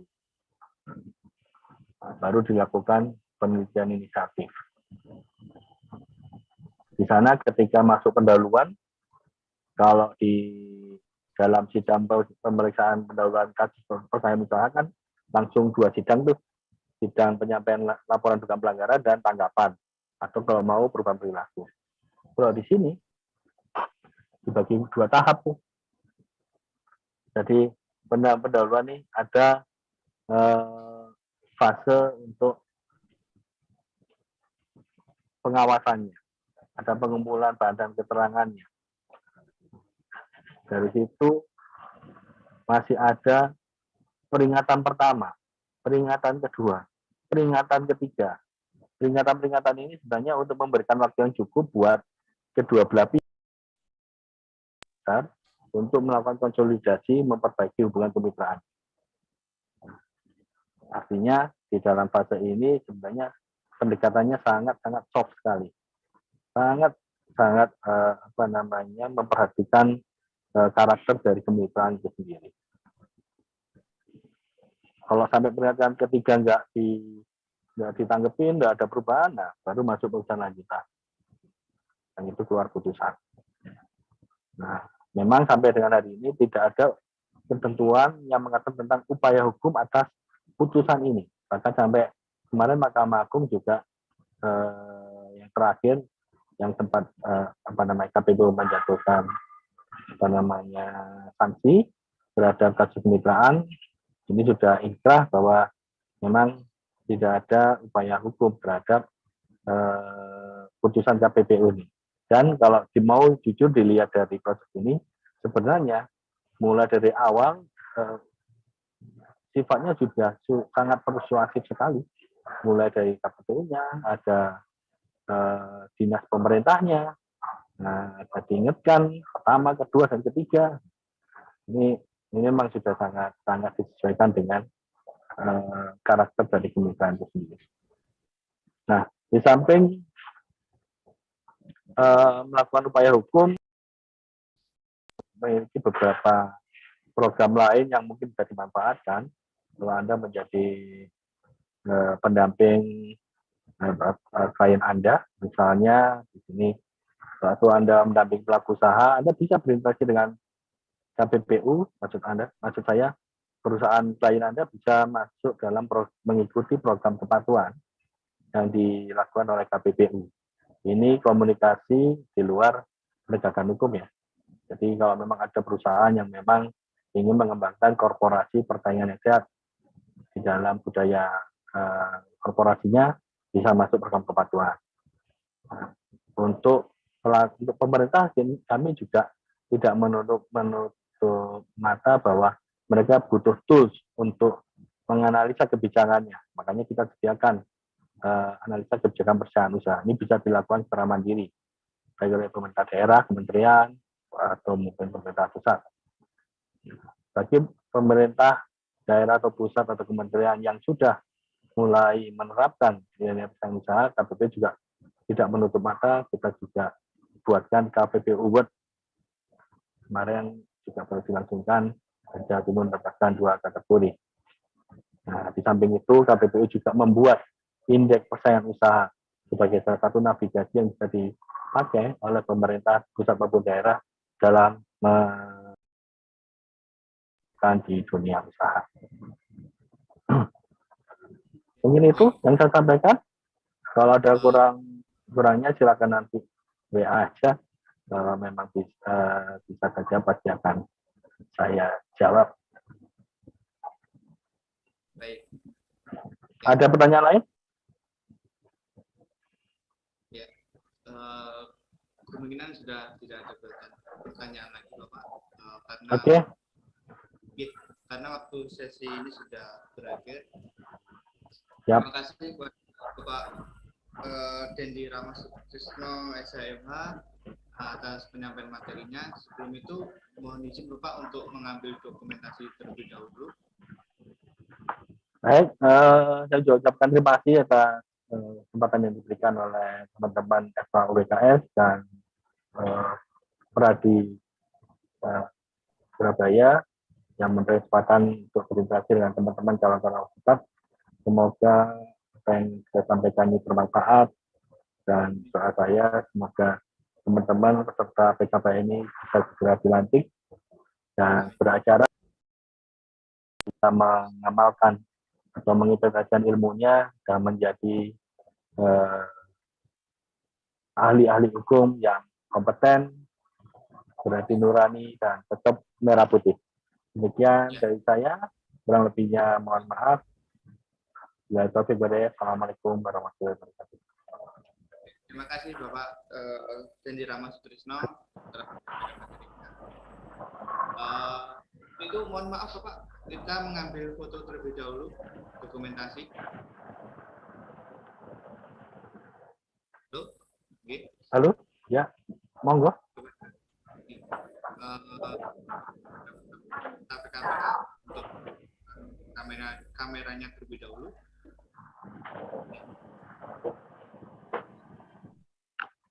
Satu, dua, tiga.